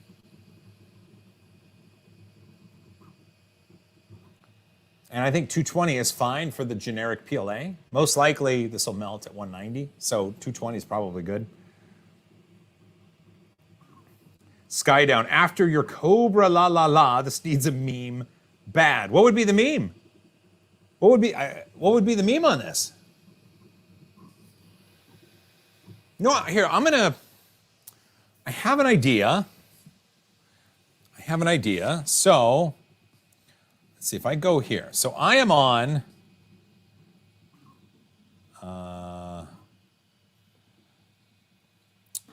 can do that. And that. There we go. So, I don't know if my voice is going to be in sync because it's taking the webcam from my MacBook. And, yeah, so what I could do is go get a webcam and get it really close over to here. I don't know which way to point. Yeah, that could be fun. I don't know. What do you think? Should I do that? Should I get a webcam? Oh, where'd my chat go? Chat keeps disappearing. It's synced. That's great. Which is the clone and which is the real? Oh, I'm over here. I'm over there. I'm over here. I'm over there. Do it. Do it. Do it. I don't have a, I have an iPad. That won't, that's a bit much. Camp Studio free, yeah. But I mean, I've got a webcam. Like I can go get my dingle dangle dongle, plug it in, and we can have a webcam. Well, let's figure this out. Hold on, just watch this. Let me go see if I can find my webcam. I'm closer. I found my webcam. That's fun. Oh, it was plugged into my my Octoprint. Okay, so now that I have a webcam, let me get my dingle dangle dongle. Because it's a Mac, so it's only got USB-C. Don't you know?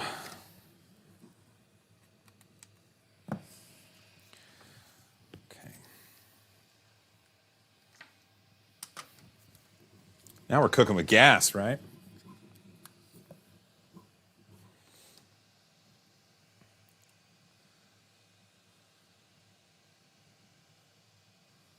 Oh no. Okay.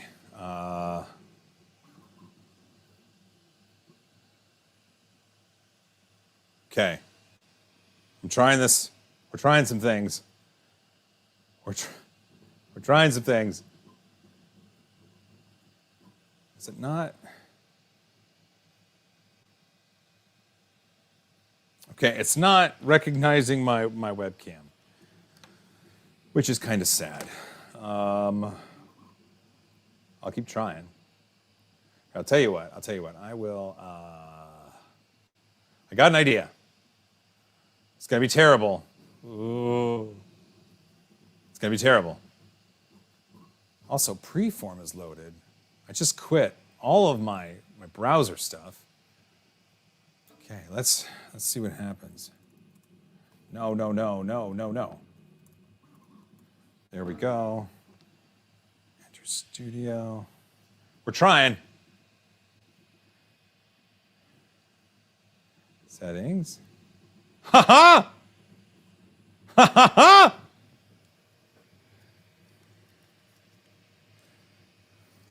Sometimes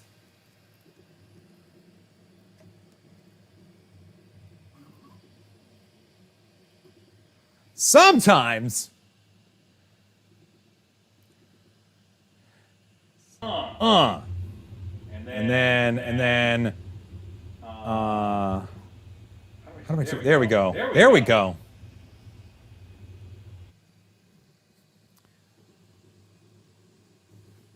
How's that? That's not bad, right? Okay, I turned the echo off. I muted it. I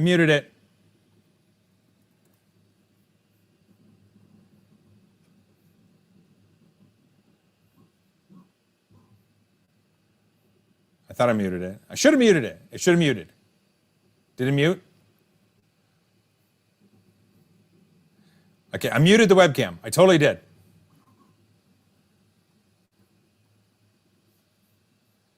Okay, good.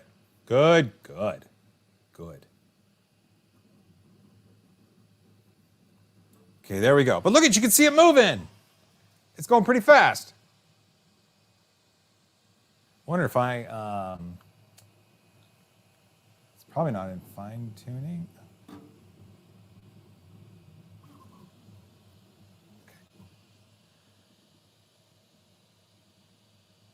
I think you can see it better now, maybe?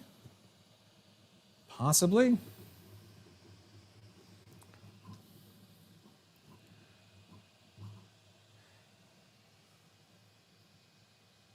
Yeah, we could do. I mean, we could push it. We could push it. Surely they're at 200%. I mean, obviously. But I mean, we could go a little bit faster. It's at 200% speed, is what I'm told. And it's at 12%. Should we go to 250? It only prints circular parts. That's funny. That's funny. Yeah, it is classic. Classic.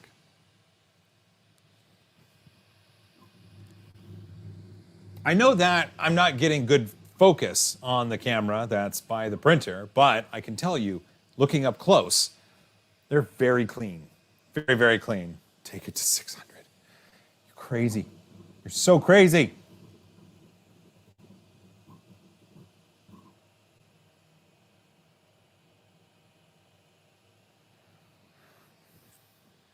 I took it to 300%.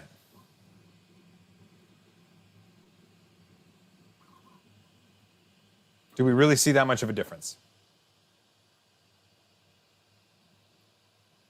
It's at, no, it's at 12% of the print. Like it's 100%, 12%. Gavin, that's why I keep a loaded firearm on my desk in case my HP office printer starts giving me attitude. That's right. PC load letter, what?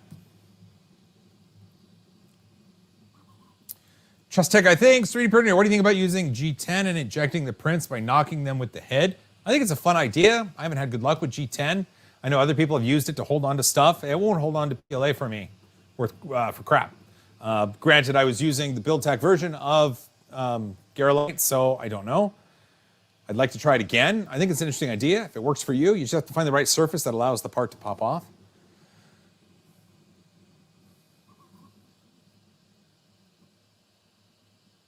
If you can get to the G-code terminal, you can up the max Excel to something stupid like 25K.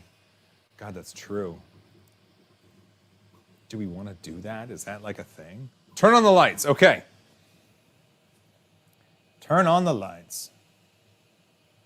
I can do that. There we go. Now we're cooking with lights. Came in way late. What's build size on this printer? It's big. I don't remember, but it's big. Robin Visser, will input shaper work on a Delta? That's a good question. I don't know the answer to that.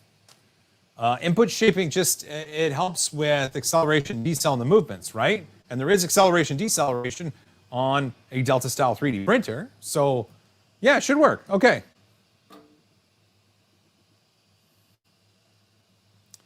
.300 diameter by 410 height. Bam. Yeah, that's right, Mike. Like that smash button. So then, oh.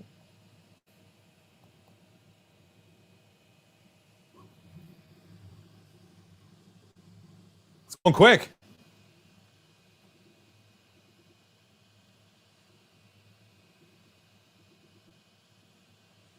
Maybe I should have chosen something that didn't take as long to print. Speed. Let's see. Scott, do you think you could strap this to your back like Mitch did? I mean, I could. I don't know how long I could carry it around for.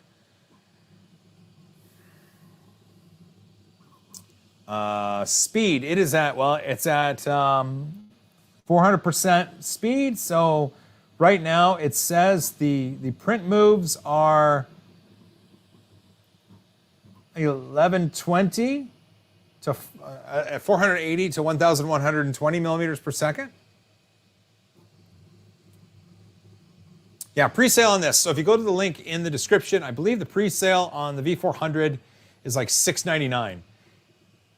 That's just stupid cheap for something like this. I'm not gonna lie.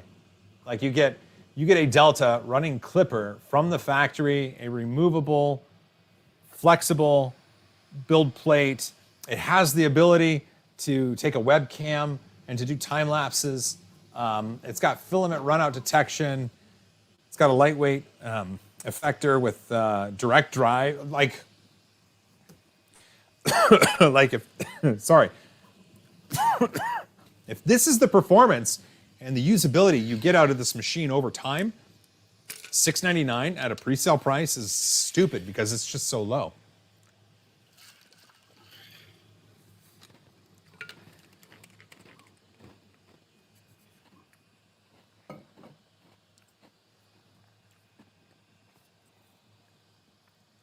You need to up it a notch and make up the I would love to up the acceleration, but I need to.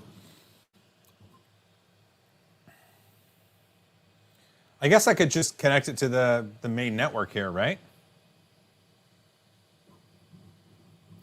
Nero, my only complaint so far is the spool holder. Yeah, that's terrible. You should have just a miniature rep box up top.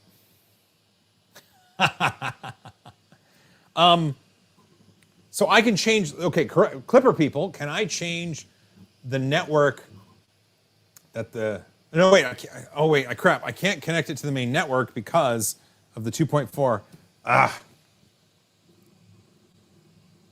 Yeah, this is quiet. This is far quieter than okay, look at this. So I'm standing essentially inches away from it.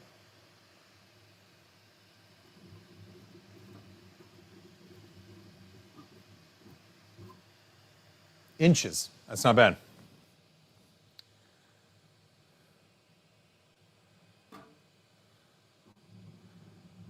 Uncle Jesse. Good Lord, that is huge. Does it come with a Nintendo Switch? No, but that would be awesome if it did. Daniel Milstein, can you connect to the guest network instead? I mean, I can with my, I can't, so the laptop that's right here, I can't connect to the, I might be able to connect to the guest network. Hold on. It might work.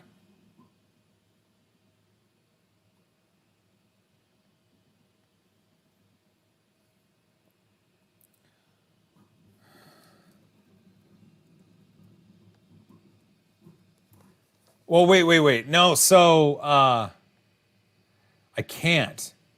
Yep, yeah. So I do have host isolation. So guest devices just get an in-out privilege with the internet and not with any other. Yeah. Well, shoot. Sorry. It is a massive touch display. Clayton, you'd love it. Brian Vines, how much extra do they charge for noise? Stop. You stop, sir. They don't. I am really impressed with this machine, like how easy it was to set up and how quick we got going on it. Polly, wait, this is $8,000. No, this machine, I believe pre-sale is $699.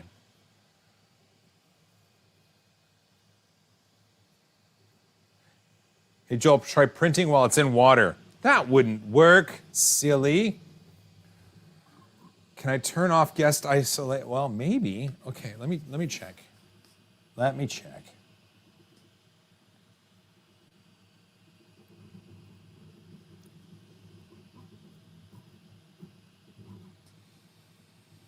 I cannot. Not with what I'm using.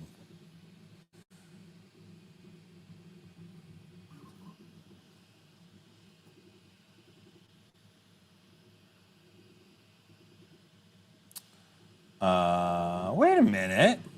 It should be using.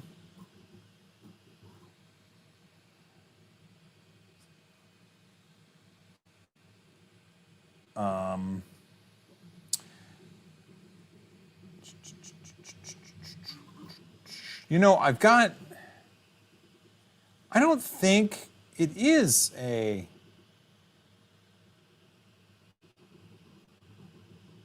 Okay, I'll have to find out more. I'm sorry. I don't think we're going to get to the screen. Hey, Lightspeed, the possibilities for this printer are pretty infinite. I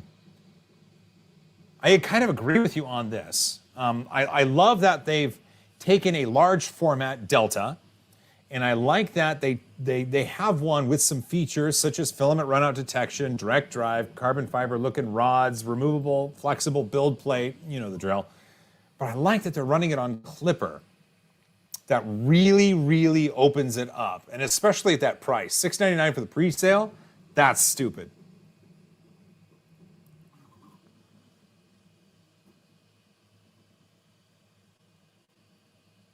Oh, it's true.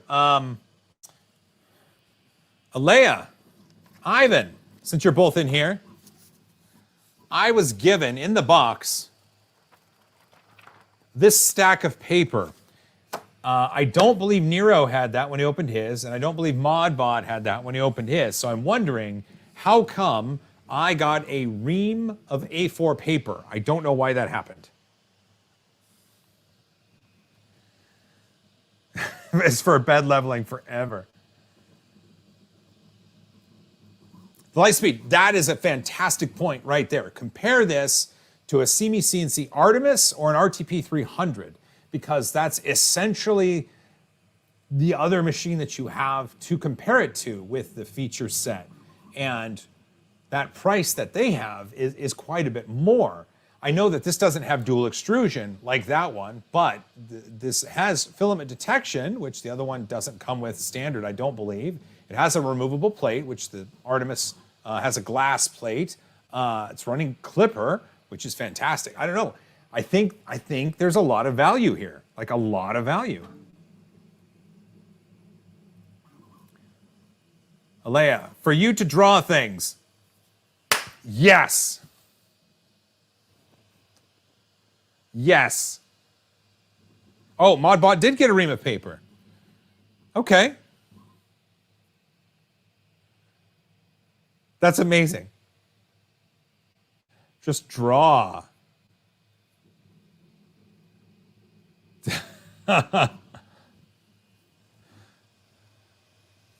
That's amazing. My kids are way more artists than me, so I might have to take some paper home for them. Hey, concrete forming tubes, that's great.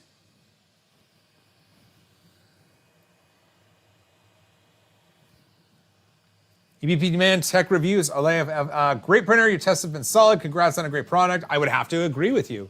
If continued performance and usage is similar to what's going on here, like this is a really good deal. I'm kind of really happy I got it out of the box today. It was between the FLSUN V400 or the Prusa Anniversary Edition that I purchased. So I went with this one because Modbot just did it. Nero just did it. I was excited to get this out of the box. So I'll do the Prusa next time. Remember to post my works. I have zero drawing skills. None. I can do a hand turkey.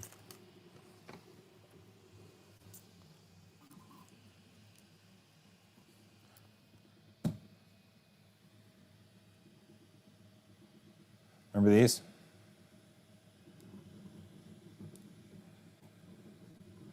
And then you...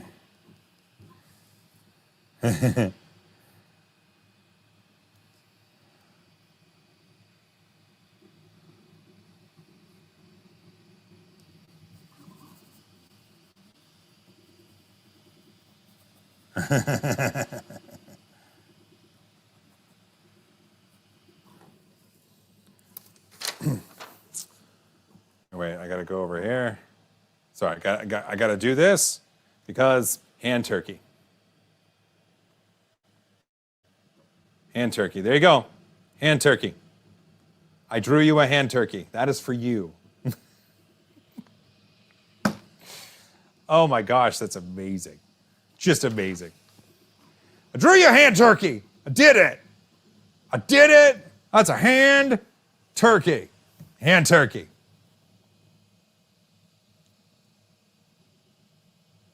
Big Geno. NFT. No. No. No. No. No. No. No. Robin Visser, how big is the chance it loses accuracy over time in Z? In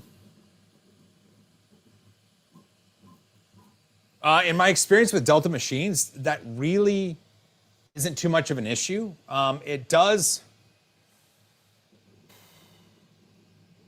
I think accuracy can be impacted at the very, very outskirts of the build volume, just because then it's 2 with the third not being able to address it much. But yeah, I don't know of losing a bunch of Z. Edward Simpson, what is it printing? It's printing a threaded bolt and nut.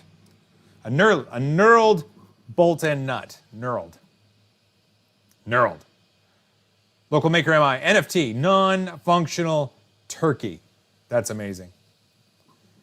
Donald Sayers, I missed it. Did he get a good profile with this? FLSUN did email me a Cura profile for the machine, but this knurled nut and bolt are from the USB stick. It was pre-sliced, so I thought I would just go forward with that.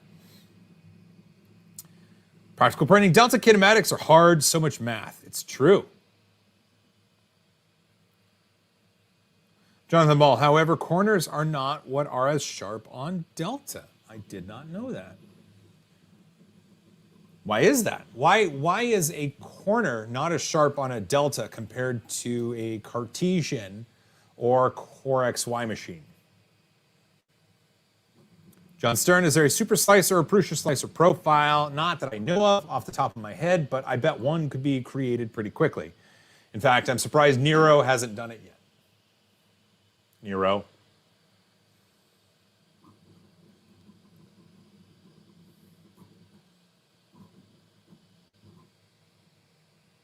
Oh, that's not true anymore. Okay. There you go.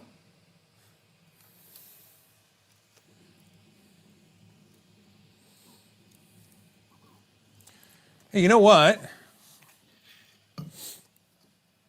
I think if I...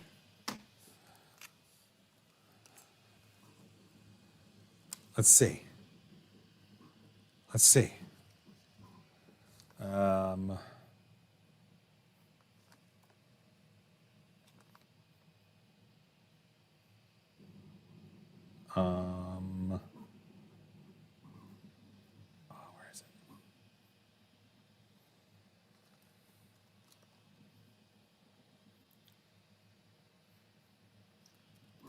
There we go. Hey, Nero, check your Twitter, your DMs, your DIMs. Wizard Fury, you've made it. It's true. Kiana Papa, would that be easy to enclose?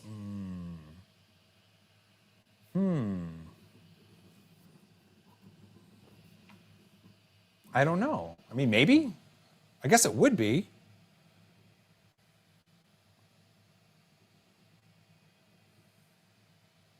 Lightspeed, look at this.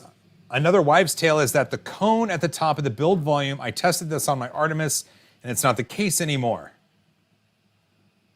Oh, that's good to know. That's interesting. Oh, so it could be, just, it could still happen if the firmware isn't up to date. Is that right, then?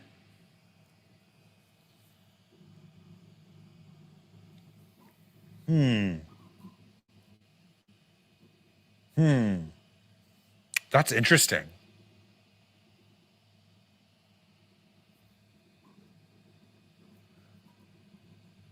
I'm just...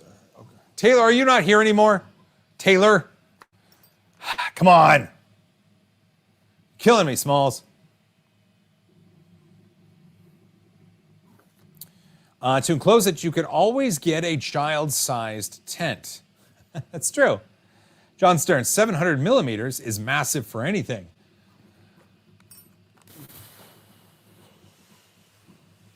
It's true.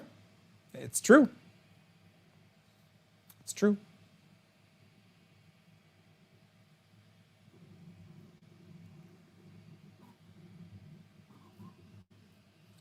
Oh, look at that. Let's see if we can do this. Let's see if we can do this.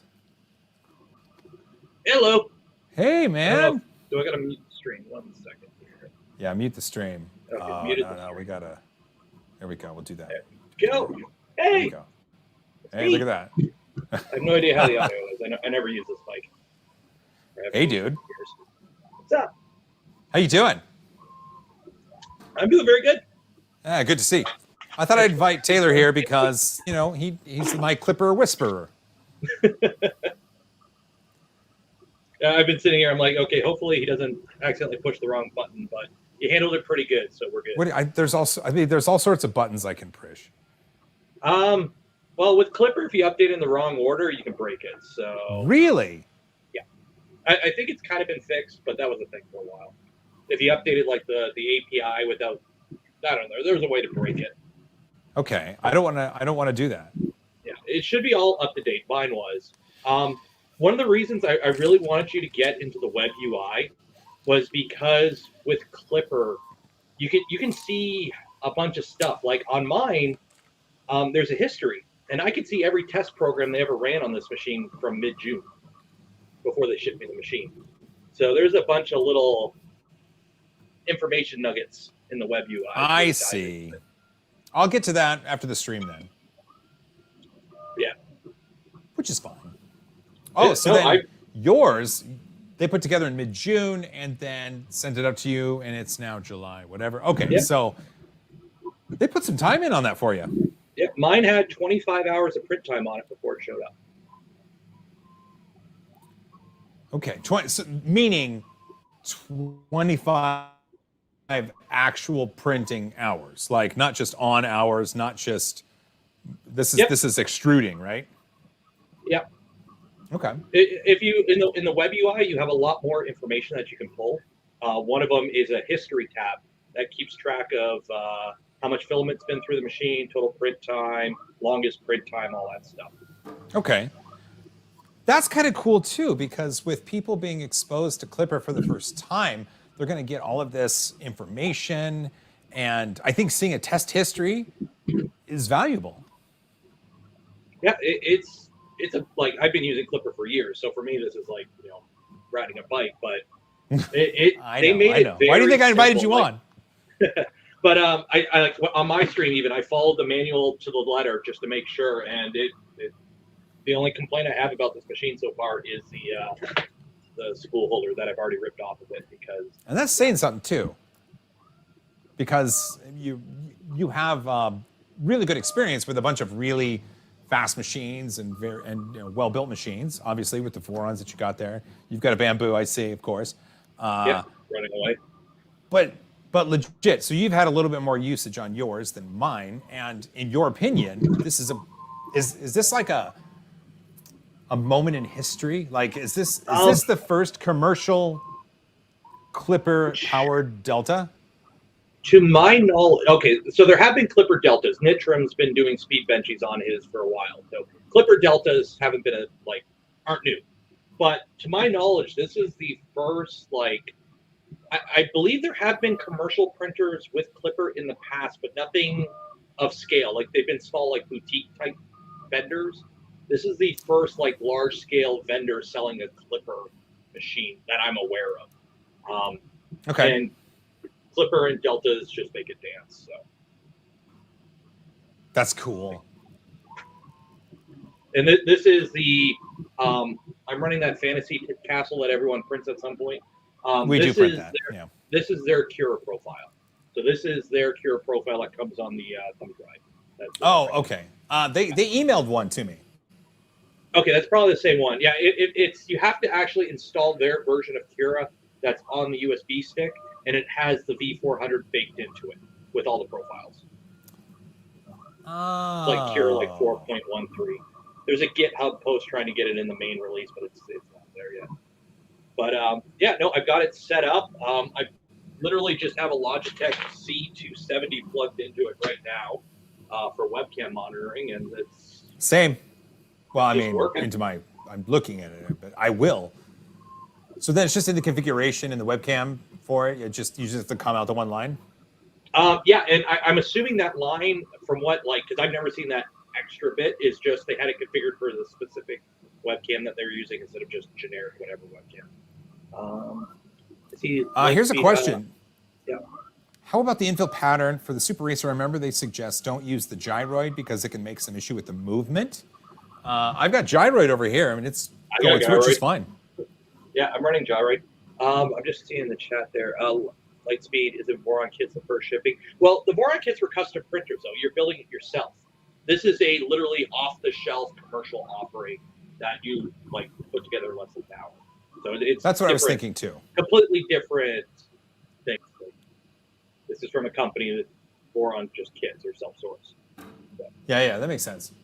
That's what I was thinking. Like a VZ bot or an MX machine, like any of those machines. They're running Klipper, but they're self-built machines. They're not sold by a company with a warranty. That's right. Well, that's what I was thinking. Well, and that's why, the bamboo that you have there. That's why I'm kind of excited about that, because it's the first low-cost commercial offering of something of that size using that motion system, right? And this now that I've got both of them in the same room. At roughly, this one's a little bit cheaper right now, but they're both printing fast right now, and they're both doing a pretty good job. So I think it's a good time for this is stuff that people have been doing in the DIY scene for years. Nitram's been doing crazy speed benchies on a Delta for years now, and I think the fastest benchy for a while there was 247 printing on a Core XY Voron V0 custom. That's right. So now we're seeing commercial machines off the shelf that are super fast Deltas and super fast 4XYs that anyone can just buy, take it out of a box, or just put a few bolts in it and go to town on it. So I think it's a very good time to jump into 3D printing. I think the days of recommending that cheap Ender 3 are kind of waning finally, thankfully. I think there's still a place for the ultra low cost, just for people who want to hack at something. Exactly. For those that, they just want to get their feet wet. They don't know if they're going to if this is something for them, or those that want to tinker. They want to buy a project. There'll always be a market. There always is a market for people buy the cheapest car that's out there every year because it is what it is. But having offerings like this now, it is nice. Well, it's even at non-presale price. This is what, $849? That's still a fantastic deal for what it is. My benchmark right now that I actually have one, is the Prusa Mark III. That's a $1,000 printer, and now I compare all these machines to that, and it's when you look at the numbers, the spec sheets, it's kind of hard to justify with all these. To somebody who doesn't know. If you have somebody who's never been involved in 3D printing before, they don't know any of the history, and you give them 3 printers, and these are the prices, and these are the numbers, and you have this, a bamboo, and you have a Prusa. It is what it is. It's really not a bad time to be in this, is what you're saying. No, it's a great time to get into it, because all the high-speed stuff is now dropping in price and becoming easy to get and available to anyone. Well, and really, what I like about this is it's got Klipper, and I know that it's an advanced firmware for a 3D printer, but you know it well. I know Lightspeed's been commenting. He knows his well. He's been a convert. So do you foresee Klipper being a standard offering more so than Marlin, for example? So the problem with Klipper is it's very good. It's very in-depth. Right now, I can go into the web UI for this machine and do whatever I want to it. I can do whatever. The thing is with Klipper, though, you need to run it on something else. So the controller for this printer is an MKS Robin Nano, I believe. And that lives up here. But in the screen here, it's an ARM7. It's actually running Ubuntu. So you're actually running Ubuntu on that screen, and then Klipper is running on top of that. So you need something like Oh, I the see. Raspberry Pi to run Klipper because it does all the processing, and then all it does is just send a batch of commands that have been pre-processed on your controller or on your processor to the MCU to actually execute. That's why you may have noticed there when you turned your light on, it took a second for the light to turn on. Oh yeah, because and it's that's batched. because it's batched. So if you try to like stop a print, it'll run a few lines of G code before it does because everything's batched and sent, and timings are That very makes sense. critical. So on lower cost machines, you probably won't because it's an additional cost. Now you need a second. Oh, that makes controller on it. sense. Okay. But something like this, where you're including a nice high-end 7-inch, IPS touchscreen, you can get alternatives. Klipper doesn't need a Raspberry Pi to run. Anything that can run Linux can pretty much run Klipper. You just need to install it on layers. You might not be able to, do all the updates right away, but it is what it is. But from this, you can see it's gotten packaged very well for newbies. Mm-hmm. Back in the old days, a couple years ago, Klipper was a lot harsher to get into than it is now. Well, it's And just with, like you're talking about Ubuntu, right? I mean, back in the day, it was much more difficult to get a Linux distro on your machine, and now it's almost as easy as installing Windows. Exactly. Like the barrier to entry has dropped a lot, and something like this is very good because you can package a ton of macros that do all the automatic things that unload, load, webcam. You literally just plug it in. If that one line wasn't in the config, you literally just plug in a webcam and it works. Like it just does it. So you can have basically a nice clean interface for the common user who just wants to print plastic both. But then also you can have that back end that's wide open that anyone who wants to play around and adjust stuff and tweak stuff and do whatever can just go to town with. So that's really cool. Just thinking about that is really cool. And it's easy. Like you literally just pull up the web UI, go into the config file, type whatever you want or edit whatever, save, and the machine resets and you're done. No compiling, nothing. If it doesn't work, it'll tell you why it's not working. Right, exactly. Well, and then what I really like too is if we get more of these machines in this price range, running Klipper as an example, then we're going to get more young people in schools and makerspaces exposed to it, who will then learn it and know it really well, and a lot of those skills transfer into the professional and industrial jobs easy. Yeah, the bang for your buck that you get with a 3D printer now compared to like even when I got into 3D printing late 2017 is ridiculous. Like when I got in, the Prusa Mark III I think had just came out, and I started on a monoprice like Mini. Now $1,000 gets you a much better, like a much more advanced printer than you could at anywhere near $1,000 printer at that time. So, and they're smarter too. They're smarter. They run faster. They have error detection, filament run out, webcams. You got spaghetti detector with Pico. You can attach that to any machine that's running Octoprint. There's a lot more. I've been saying it now for a while. You gotta understand, like all these machines, they're NEMA 17 machines. You got a NEMA 17 and some belts and a piece of metal that's hot. The hardware really hasn't changed all that much. It's the software. It's the quality of life improvements and the ease of use that have improved, and that's what's going to drive it forward. I think in the next little while, it's going to be easier to get into. It's going to be smarter, and it's going to be less headaches, and then that will bring a lot more people into it. Do you think we're going to see this technology filter up into the professional industrial side? And I ask this because at Rapid, obviously, Mosaic had their new Element 3D printer, which is a Core XY machine with a Palette X, so it's multiple material, but it'll do Peak and Ultim no problem. Yep. At a much lower price on the professional side. It's Pantheon. You spoke to the folks. Oh, that's right. They used Pantheon, didn't they?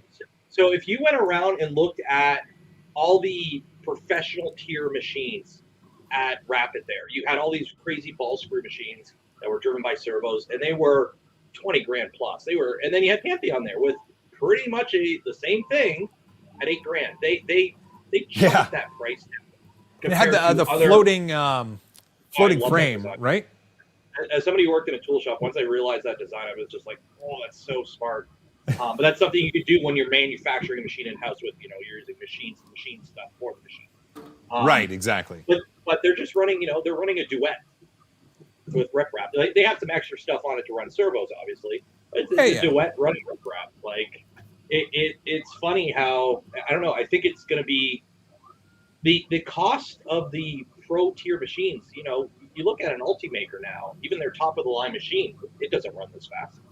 But you get the support, you get the back end, you get the warranty, you get the fleet of machines that are all serviced like that. That's professional tier machines. That's what you buy them for. They're not like this. Yeah, you get your support and service, sure. But now, Taylor, we're looking at where at some point performance is going to overcome support and service as far as a desire, right?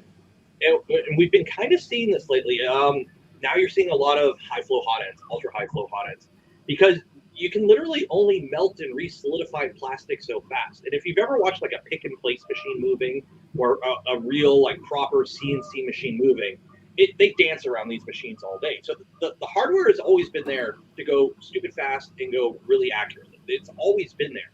It's just the cost, because we're playing around with CNC machines that are built out of aluminum extrusions and stepper motors, not servos and cast iron and 12 inches of reinforced concrete that they sit on. So, there's sacrifices we had to make there to get it down to this price point. But even then, Voron's years ago, a good Core XY machine from years ago could outrun pretty much every hot end on the market. You wouldn't be able to extrude plastic that fast. And now you see the speed benchy machines that have like curtain air cooling, which I think the Bamboo is the first commercial machine I've seen it, where you have curtain air cooling, where you have a and you've seen it only has it on the one side too. Yeah, you only have it on the one side, which you really only need it on the one side because it's kind of cooling the whole plane. I've tried spitting models to see if it affects it. Margin of error, I think. Just need to print faster, Taylor. But yeah, it's stuff is getting there, and I think we're in a leap right now, where the software, the firmware tech is starting to catch up to what people have been doing in CNC machines for decades now. That makes a lot of sense. Well, then, because stuff like really, sorry, that really made me think of something, because back then these CNC machines, part availability wasn't necessarily in a bad place. You could get your parts, right? But now with part availability being what it is, do you think once the global e-commerce can actually provide the chips, do you think we're in a prime for a hockey stick of like use? It would be really cool to say so. I know, like right now, getting a Raspberry Pi, like I lock this up in a safe at night right now because I don't know. You better, dude. Like tech, you've spoken to Joseph Crusoe lately. Supply chain, just getting stuff is a nightmare, and it's holding. Look at Big Tree Tech. They've come out with a lot of cool boards in the last year, but they all have different controllers because That's you right. can't keep the same thing in stock. So whenever I get people asking me, "Oh, what about this new controller?" I'm like, I don't know. It probably won't be around in 6 months because whatever the brains of it are won't be around. Like everything is it's a mess right now. So once everything stabilizes, I think you'll see a lot more of this stuff kind of spread out to the mass market at that point. Because right now it's a mess trying to get stuff. To get stuff consistently even. Yes. So you could probably buy 10,000 of the MCU, but once those chips are sold, well, you're done. You got to then you're done. design another board with different pinouts and everything.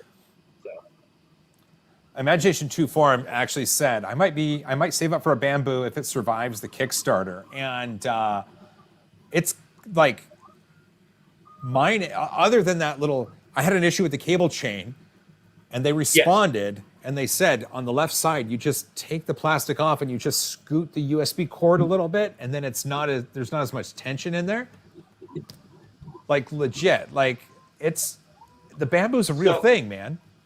Yeah. My statement on it has been, since the day I got it, has been Kickstarters are a thing. Wait till production. If you're fine with potentially, I view Kickstarter as gambling.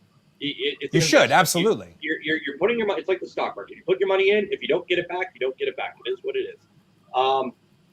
So while you can get this at a slightly cheaper price on a Kickstarter, it will be commercially available at this date, and that's kind of what I've been my recommendation for it. If you want to take the risk, that's on you. But if you want the machine, this is the day it launches, and this is the retail price, and that's what I've been kind of quoting with it. But this machine, I've been hammering on it for the past week, printing a lot of ABS and ASA. It's just chewing through it. It's just I've had no issues. Like no problem, right? Yes. This was printed on one of my Gorons, but I'm doing the whole Mandalorian heavy armor suit. So I've just been doing large parts in ABS and ASA for the past week, and no issues. The supports drop right off. This machine is going to be good for those that just want to print, which that's what it's aimed at. That's exactly what it's aimed at. I've gotten a ton of questions between this machine and this one or Evora, and they're different markets. This is somebody who wants to build a printer, have fun modding it, upgrading it. This is for the people who just want to print. They don't they want to unbox it, throw some filament in it, hit print, and just take what comes out. That's it. And this enclosed is very nice. That's one of the dings on this one is it's not enclosed, and I'm going to have to figure out how to enclose it because I print a lot of enclosed materials. Well, you saw that the company that Prussia bought, I'm forgetting the name, the Delta company. They have, I think, I'm trying to remember, I did a video on Rapid. I think their frame is beefed out a bit so that they can put flat panels on it. Ah, that's what it is. Okay. This one you can't, but TriLab, there we go. Thank you, Grant. TriLab. I've been playing around with some scrap, Coroplast from Michaels, and if you get the right size and bend it right, it just kind of pops into the extrusions. So I might do that to just kind of enclose it so I can't print some ABS on it for a bit. Well, you could print ABS. You can't print large ABS without it enclosed. No, you can print as long as you don't have draft, like air draft moving around. You don't have your vent open or whatever. As long as you print with a brim and a draft shield, smaller parts that stay a couple inches off the bed, you're usually okay with most. Well, and the room that you're in is full of machines that produce heat. It can't be cold down there. It's 27.8 degrees Celsius in here right now. Which is what, 74? Let me convert it to whatever King's Thumb equivalent Freedom you guys units. use. So 27 Celsius is 80. So it's a little 80. over 80 Okay. in the room right now. Jeez, man. Yeah. That wants to print ABS on everything. You know what? ABS prints beautifully. If you have a machine that is enclosed, ABS prints beautifully. You get a really good surface finish on ABS. Well, ABS, I remember talking to Bill at Punished Props Academy, right? He loved printing parts in ABS. Like he had a slurry, and he just spread it all over his glass Ultimaker bed because he had a bunch of 285 ABS because it's super cheap and it sands so well. Yeah, it sands very good. You can acetone weld it. Yep. It's if you for printed parts, it's not going to melt on a slightly warm day, and you get a little bit of deflection, which you kind of want a lot of the time. Where you don't want it if you bend your part, you don't want it snapping. You want it to kind of bounce back. Yeah, you want it to give just a little bit. So John Stern said, I prefer ASA only, and I know you printed ASA, so I haven't done a lot of ABS or ASA printing. I always thought ASA was just like ABS, but the UV light didn't affect it. So I'm putting my tinfoil hat on here for a moment. So this is my theory. ASA and ABS are pretty much the same. ASA is ABS formulated for UV resistance. In automotive, we use blends of ABS that just are fine. So the thing is, you see though, if you go on Amazon and you take an ABS filament and you buy the cheapest spool because you just want to try it out, you're going to get a very crappy spool of ABS. There is a lot of bad ABS filament out there because ABS is used in injection molding a lot. And the ABS blend that they use in injection molding is not the right ABS blend that you want to use for filament.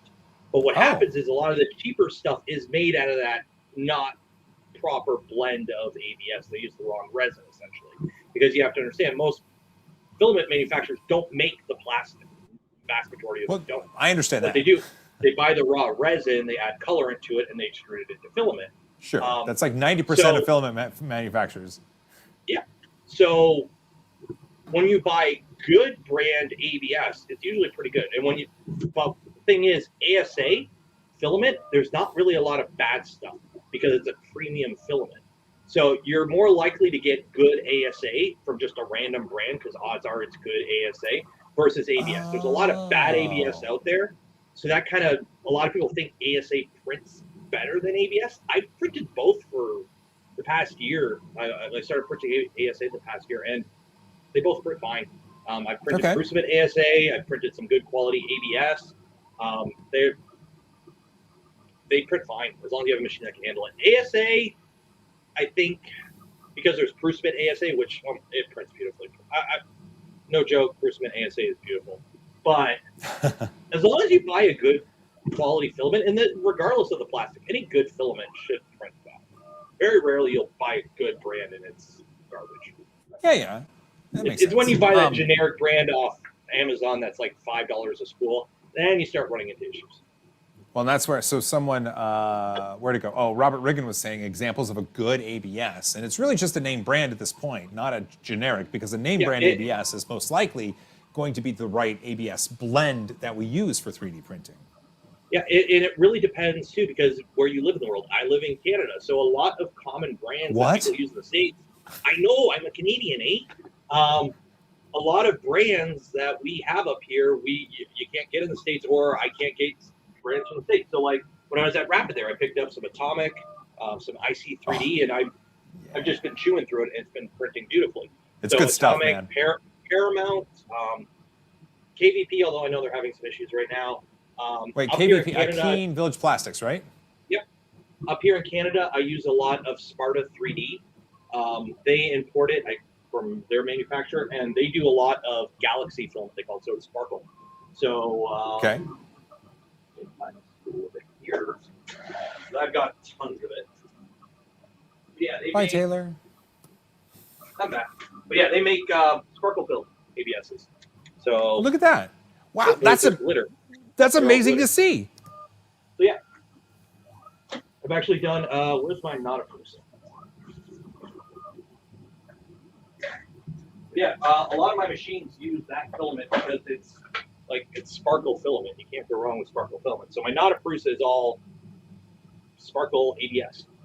That is cool. And because it's a sparkle ABS, obviously they're using a blend of ABS that is really good for 3D printing. So it prints well and it looks great. Yeah, and it sparkles. Hey, dude, people want the apron. Well, Lightspeed specifically. He's very pro apron at this point. Okay. And really, I mean, I won't say no. It's hot in here. Yes. There we go. Yes. Oh, man. So for Murph, no joke, because I knew it was going to be hot. I've heard all the horror stories. I was tempted to buy like a maid apron and just wear it around as a joke because it would be light, but that ended up falling through. I think it was even too hot for that. It was warm, but you know what? It wasn't as bad as I was made out to think it was going to be. So I heard the ground was sweating last year and it wasn't this year, so I guess it was better. Well, it had to do. It was John was explaining it. Apparently, it had rained a bunch before, and then it got really hot, and then humidity. Who knew? It's a 4-H building. It's not like who knows what codes they adhered to. Idaho, are there codes? It's Illinois. Or Indiana, right? Indiana. Yeah. I don't know. You guys got 50 states. You need to pare that down. I don't know. There's a lot of states. Dude, I'm in the West Coast where the states are the size of provinces. No. Well, we have like 3. I could drive for like 16 hours and still, no, I do it longer. How long does it take? I could drive for like a day and still be in my province. Okay, that's big. For some reason, I thought they were We've only got 10. We've only got 10. Sunday was a bit sweaty. Yeah, Sunday was actually probably the warmest day there. But it was humid. I don't know. That was great. I'm legit not gonna lie. I'm trying to figure out how to get to Earth. Like, here's the thing. I can go to Earth. Like, I can hop in my car and drive. It's a 9-hour drive. It's not that. It's Thanksgiving weekend. That's I gotta figure out. Wait, so What is okay? So I know what U.S. Thanksgiving is. What is Canadian Thanksgiving? A day off work. It's the British Thanksgiving, I guess. I don't know. Was Canada like U.S. as a Thanksgiving? We need one too. I guess. I don't know. It's a day off work, which, well, I work from home now, so it's a normal day for me. But so it's a normal day. Hey, you work from home now, so every day is a Friday, but every day is a Monday. It's great. It's great. It's actually 6 months now, almost. Yeah, it's 6 months from it. I took the leave, so it's not the official 6 months, but it's 6 months since I took the leave from work to give it a try for a month. I'm glad you did. It's been fun, man. Oh, it is. So make it to Earth. Great. Seriously, make it to Earth. I'm working on it. If you enjoyed Murph, you will equally enjoy Earth, if not more. I've heard Earth is the party one, or Murph is the party one, but I gotta get track of it. Like, well, Murph it's a high-tech conference in a 4-H animal building in Elkhart County in Amishville. And it is in Amishville. Like before COVID, there was one of the years Amish. had 22 countries represented, which is insane. So, what are you having? All I have is water. Might go to JP Weiser's. I want to come visit you, Taylor. Well, Rapid was 20 minutes from my house. Maybe next year. I'll be at Rapid next year. They move it, though, every year, don't they? Next year's going to be Chicago. Okay, so that's not too far. That's like 4 hours. Yeah, it just adds a couple hours, right? Yeah. I'll have to spend a weekend, though. Hey, this is almost done. Well, it's at 73%. Yeah, I did the, where did I put it? I did the bunny print. So I did the bunny on mine. And Sendim87 is asking, why is the Murph in the middle of... So, Murph is in the middle of nowhere because it was born of some friends who were talking on IRC about 3D printing and how it was cool. And then one year, they wanted to gather in someone's garage, and a bunch of people showed up. And they were like, oh, crap, we got to find a bigger place. And so they got one building at the Elkhart County Fairgrounds, and it was held in March. And they couldn't get the bigger building because during that time, the animal auctions were being held and needed the bigger building. And so they either had to move Murph or stay in the small building. And then one year, what was it, last year? They got the bigger building. They're like, we're moving it to June. We're going to use the bigger building. Let's do it. And that's what happened. Yeah. But yeah, it was born of talk on IRC. Yeah, people ask me. I didn't know the whole story, but I'm assuming the people who founded it lived there. And I'm assuming that's why it's in Goshen.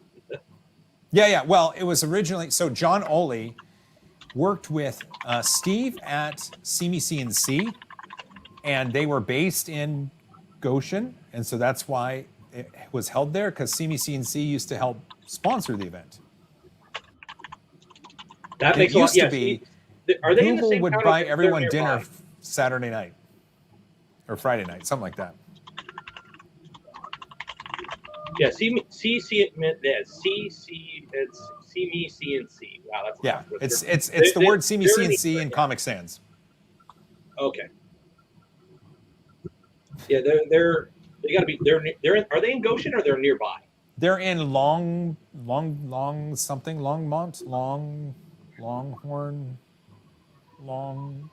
I don't know. They're about a 20-minute drive away. By the way, guys in chat, it's the proprietary V400 hot end.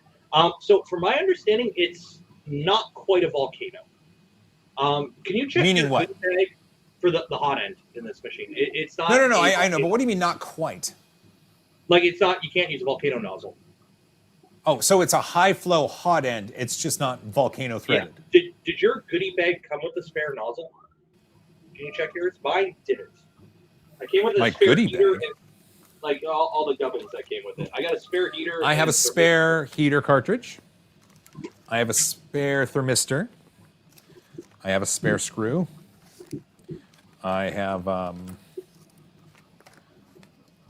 bunch of paper. Okay.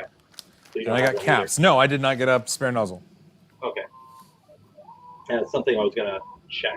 I gotta take it apart to see what it is, because the hot end looks like the whole tool has a very nice package. It's like almost an orbiter type setup. So you got the Neo 14. It's geared with dual Bondtech-esque drive gears. I don't know. I think it's 375 grams for anyone who's wondering how heavy the tool head is, which isn't bad, but it's got chunky Nemo 17s running at 1.7 amps, so they can move it okay. And yes, I was just going to say, it's a little on the heavy side, but it's no slouch. It's got some beef. It's not linear rails. It's got 2 rods press fit into the extrusions, and they're running on bearings on it, so the Zen motion system is pretty robust. What else? Because I dove into the config to look at a bunch of stuff. I kind of figured you would. You webcam support. It does have input shaper and pressure advance pre-run. So it does have values for input shaper. From looking at the config, there is an ADXL config, which is the accelerometer we use for input shaper, but it's uncommented. So what I think they do is they build this in the factory. They attach the accelerometer, they run input shaper, save the values, and then they take it all apart, put it in a box, and ship it to you. Which, as long as you put the machine together the same way, roughly, and it's kind of on the same sturdy surface, you should be okay. Well, could you, if everything is using the same parts, could you run input shaper and actually use default values for, like, if you were to build 10 machines and you did the measurements on one, could you put it on the others? Theoretically, yes. Within reason. It depends a lot on belt tension. Can affect it quite a bit. How sturdy the surface is. So if they're running it on the floor in some factory in Shenzhen, and then by the time you get it, you're putting it on a wobbly desk and the belts aren't as tight because they stretch. Like there are variables, but at least you have a reference point. And it's not like input shaper is not like if you're not bang on, it's horrible. It's a percentage thing, right? It's like how you do a PID tune for 200 degrees Celsius, and when you print at 220, it's not perfect, but you're close enough. It's kind of that same thing. So you can rerun input shaper, because on this controller here, I opened it up. You do have some hidden ports inside the plastic here, but on the surface you only have a micro SD and 3 USB. But what you can do is if you take an ADXL, attach it to a Pi Pico, flash Klipper on that, and then just plug it in there via USB, you can run input shaper again if you want to, which I might do just to make sure it works. Yeah, because the fun thing with Klipper, you can use multiple MCUs. So Klipper... I didn't even think about that, but that makes a lot of sense. So yeah, so you have a controller up there, an MKS Robin, but if you wanted to run like crazy strips of LED lights on here off of our Arduino, you can do that with Klipper. You just plug it in over USB, program Klipper to it, you're good to go. Oh, so that way anything for the LED isn't interrupting or isn't part of the batch commands for the movements. Yeah. That was, I'm trying to remember, somebody's machine, I can't remember whose V0 at Murph that had all the disco lights on it. They had something like that going. Oh, where they what's had his name? MCU running it. I talked to him. He was rad. Timmy? Timmy? Timit. Yeah. I keep thinking you're trying to say like. Yeah, Timmy, there you go. Timothy like Abraham. South Park style. Right now. Timmy. Timo. No love for the moron. That has a lot of plastic on it though. I couldn't see the LEDs under all the plastic on that machine. But yeah, that's the fun thing with Klipper. You can run as many MCUs as you want. So like the reason Boron is really big into Klipper is back in the original days when the printer was developed, you needed 7 stepper drivers for the V2, and at the time you really didn't have options. You had Duet, which at the time a Duet plus UX was like a $500 option, and then you had a Ramps, which, well, you remember the Ramps. So with a Duet though, you could just plug in as many controllers as you want. You can mix and match them as long as you have available USB ports. So it allows you to run 2 Ramps faster than a Duet for much cheaper. That's crazy. Yeah. It's cool. Like most of my machines now have controller boards that have enough stepper drivers to run the whole machine, but a few of them have like separate MCUs for like just the screen or whatever, because it's just easier that way. Oh, I see. And that way the screen isn't taking away any cycles from the movement. It shouldn't, because everything is processed on the controller, and when it comes to executing stuff, you can offload. Like I know the RGB. The Disco V0, you have to offload that because there's a lot of running G code for the cycles of the NeoPixels. But I know when you have to load that to a separate MCU, it doesn't affect the printer at all, basically. Okay. Someone asked a question. What percentage you at, Joel, or is the bolt 400 millimeters tall? We are at 85%, and it's been printing for 1 hour, 17 minutes. But since it's only doing the one part right now, it should do it pretty quickly-ish. I think they have a minimum layer time built into it, so it might be ramping down a little bit. But quick tip for yours, if you plan on printing a lot of yours in the near future, because the spool holder that comes with it is pretty small, like a lot of film, my Jesse PLA doesn't fit on this, or barely does, and it kind of grinds. Go grab the spool holder off an Ender 3 V2, or I'm assuming they're all the same. It's the same hole pattern. So that's what I actually got up there right now. Well, I would probably just use my rep box. Or you can use a rep box. If your rep box is high enough up on the wall. I got this on my desk. You had to get the step ladder. I had to get a step ladder. Daniel Modbot, when he built his today, he had to get a step ladder. Did he really? Okay. Yeah. So it should come with a step ladder. It's 93 centimeters tall. It's almost a foot tall, or a meter tall. Jeez. Hey, Michael Hathaway with a tenner. Hello from Matter Hackers. Thank you for the video. Hi, Michael. Thanks for watching. But yeah, for a machine like this, I'm kind of disappointed it comes with this like absolutely garbage spool holder. Like it's an afterthought. It's so cheap. Like you're almost there. You bought the sports car and you bought the tires at Walmart, and they were the cheapest ones on sale. Come on. That's true. It's almost done, man. I should go until it finishes, right? Might as well let it ride. It's probably got what, 15 minutes left? You got to make sure the screws fit. You got to make sure it fits together, right? That's right. I have to make sure it screws. Yeah, right now I've got this running, I got the bamboo running, and I got 2 of the borons running right now. So it is a little toasty in this room. Metal Yorkie just said, hard to justify this printer over a base Bamboo Labs X1. I mean, I will say, do you plan on printing anything other than PLA and PETG? If you plan on printing a lot of PLA and PETG, maybe this one. Yeah. If you want to print ABS, ASA, nylons, anything that requires it closed, maybe the bamboo. Hard to say because this one, I have a day on it, and this one isn't done yet. They're still working on the firmware. So I can't give a final on either, but depending on what you want to print, that may impact your decision. That makes a good point. What was I going to say? What were we just talking about? Printers? Stop it. I had a thing and I wanted to say it and I forgot. I have all my printers printing. It's hot in here. Your screw's almost done. There we go. There's a good view of You got this thing goop too. I got to figure out what that is. They have like that white, like thermal adhesive or something on the sock. I got to figure out. Yeah. It looks goopy. I remember what I was going to ask. I don't remember. Is this a hardened nozzle? No. I'm pretty sure it's a brass nozzle. It is a bimetallic heat break, so you should be okay up to 300. Okay. But I don't think it's a hardened nozzle. I didn't really check, and I don't remember reading anything about it being a hardened nozzle. So that's kind of the downside if this is a proprietary nozzle.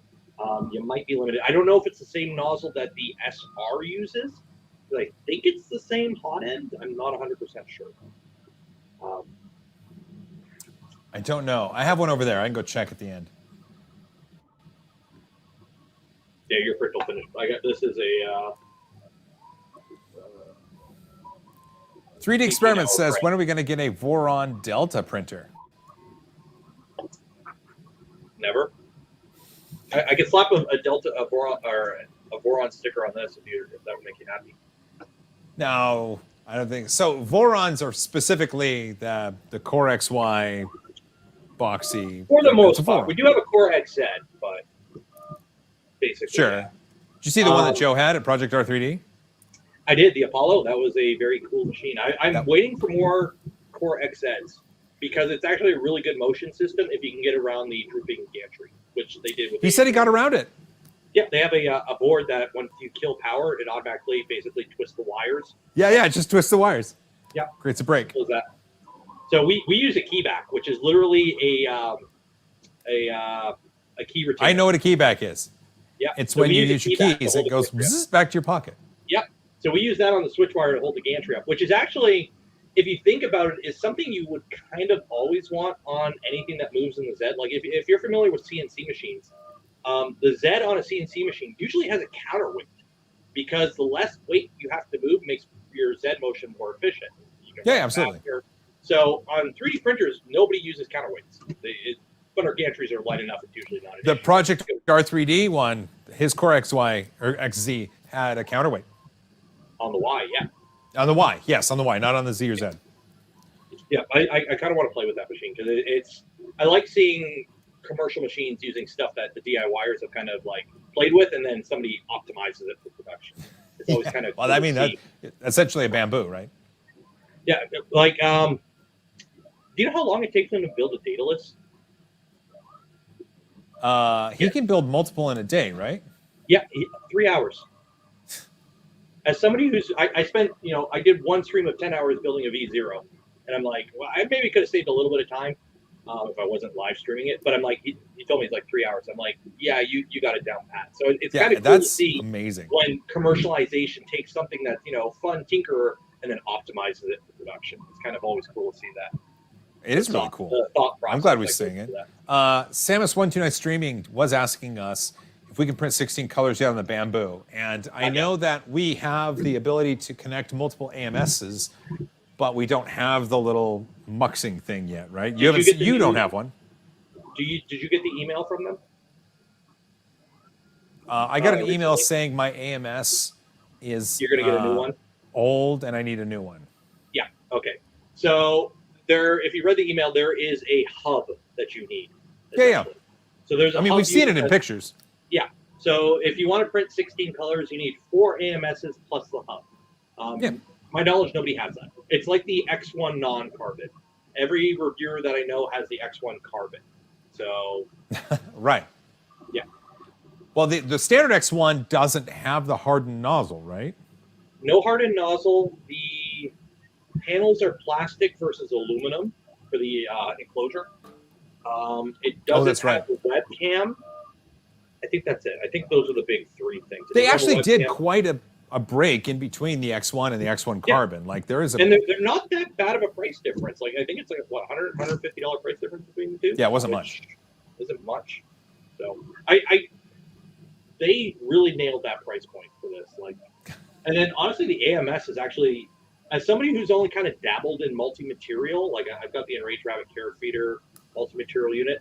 I've only kind of dabbled in multicolored prints, and like it just works. Like yeah, you throw the colors in, you hit slice, and out comes a print. And I even played around with their where you paint the models, like you paint a non-multi STL model, and it just I don't know. It's cool. I don't normally print a lot of this kind of stuff, though. No, you don't. But I think now, and this is interesting because you're printing more of it, others are as well, and when multiple backers get their machines, they're going to be printing it as well. So do you think with the ease of, because we've always had Prusa MMU and the palette devices, but those were still niche, like the Bamboo X1 Carbon with the AMS going to thousands of people is now going to get even more people, possibly exponentially more, printing multicolor. So do you think we get even a larger effort in optimizing the process now that more people are doing it? I think so. I like the fact that the buffer is built into it. That's the big I love thing. That thing in the back, because like the MMU has the buffer issue, the Enraged Rabbit Carrot Feeder. Pretty much any system that uses this kind of auto changer has a buffer issue, and they're usually kind of big, the buffer systems. So this, having it built right into it, and it sits on top of the machine. 4 colors, I will say, is kind of limiting. A lot of multi-material or multicolored prints are designed with 5 in mind because of MMU. And also the fact that you're kind of limiting on what spool sizes fit in the AMS. I've run into issues with some cardboard spools. It's the bigger spools. It is what it is. But for those that work, it works. So, and they got a better version coming apparently. So we'll see. Apparently. Paul Miguel is saying this seems like an excessive amount of threads for a test print. And I don't believe it's excessive. I just believe they're large because I believe it's a 200% scale model. Oh. Yeah, I didn't do that one. I did the rabbit. And then I did print the a 200% Cali Dragon, the Calibration Dragon. Oh, the MacGyver one. Yeah, so I printed this. This was just under an hour, and this was with their profile. I don't know. My camera's kind of wigging out because it's a 4K camera trying to do 1080p right now. Okay. But hey, look at everybody gets a tour of the house. It's exciting here. It's exciting. Okay, yeah, and then okay, you ready? That's my one wall with all the printers. That's another wall with all the printers, and the other wall's right there. That's all I got. Here I gotta wait. I've got filament on the floor around my feet right now. There we go. All right, Taylor, you ready? I'm about to screw. Okay.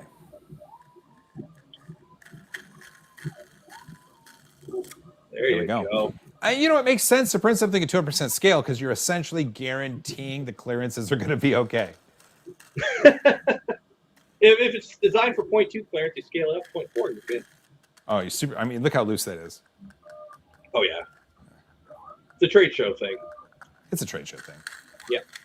Look at that. It's meant to work. This is gonna. Let's see. But still, it looks clean. It looks very clean. There we go. Now I come over here. No, I can't. Hey, I got a Joel in the corner. That's right. Yeah, I got your sticker somewhere. I gotta put it up. Do you really? I should give you more. I gotta get some. I gotta make some more. I was wearing one of your shirts yesterday. You need more. I saw that. Man. The infill shirt, man. Love it. Well, this was fun. It's are you 2 or 3 hours ahead of me? Right now it is 10:45 p.m. for me. I think I'm. Okay, you're 3. Because it's 7:45 p.m. now, and I want to go home and eat some dinner. I need to go to bed. Wow, really? Well, no. I probably should at least go upstairs. Well, I'm just. Do you want to say anything to the crowd? We've got a couple hundred people here. Oh, hello, hi. I'm Nero 3D. I do YouTube stuff. I stream a lot. I do videos occasionally, but I mostly stream 3 days a week. I do printer stuff, as you can see. I'm the Klipper guy, or as Tom says, I'm the Boron guy. You're my Klipper whisperer. There you go. We're not reenacting Ghost or whatever that movie is. Not today. But yeah, I don't know if you want to check out my channel, Nero 3D on YouTube, at 3DP Nero on Twitter, because it's the old thing. Yeah. And there we go. Thank you, Joel. Well, I'll say goodbye to you before I say goodbye to everyone. Yeah. You have a good night. Yeah, you too, Taylor. Does everybody say bye, Taylor? Bye, Taylor. There we go. Well, that was a lot of fun. I can take that out now. So while I was talking to Taylor there, I had an echo in my earpiece the whole time.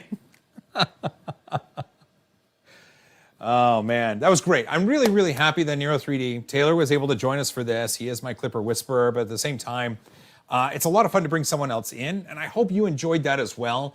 Part of what I want to do is be able to build machines and do cool stuff on streams, but then while the thing is printing, rather, we can do Q&A, but let's bring some people in. Let's have a conversation. Let's talk about what's going on around us, or cool stuff we've seen, or stuff like that. So anyway, a big thanks to everybody that came by, for everybody that threw some cash in. That was amazing. Like it makes my heart swell, because that's the thing that allows me to keep doing what I'm doing here. So if you made it this far, you're awesome. Don't forget to hug each other more. Thanks to FLSUN for this. Links are in the description if you want to learn more.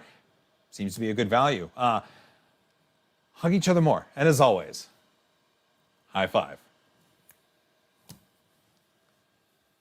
Bye.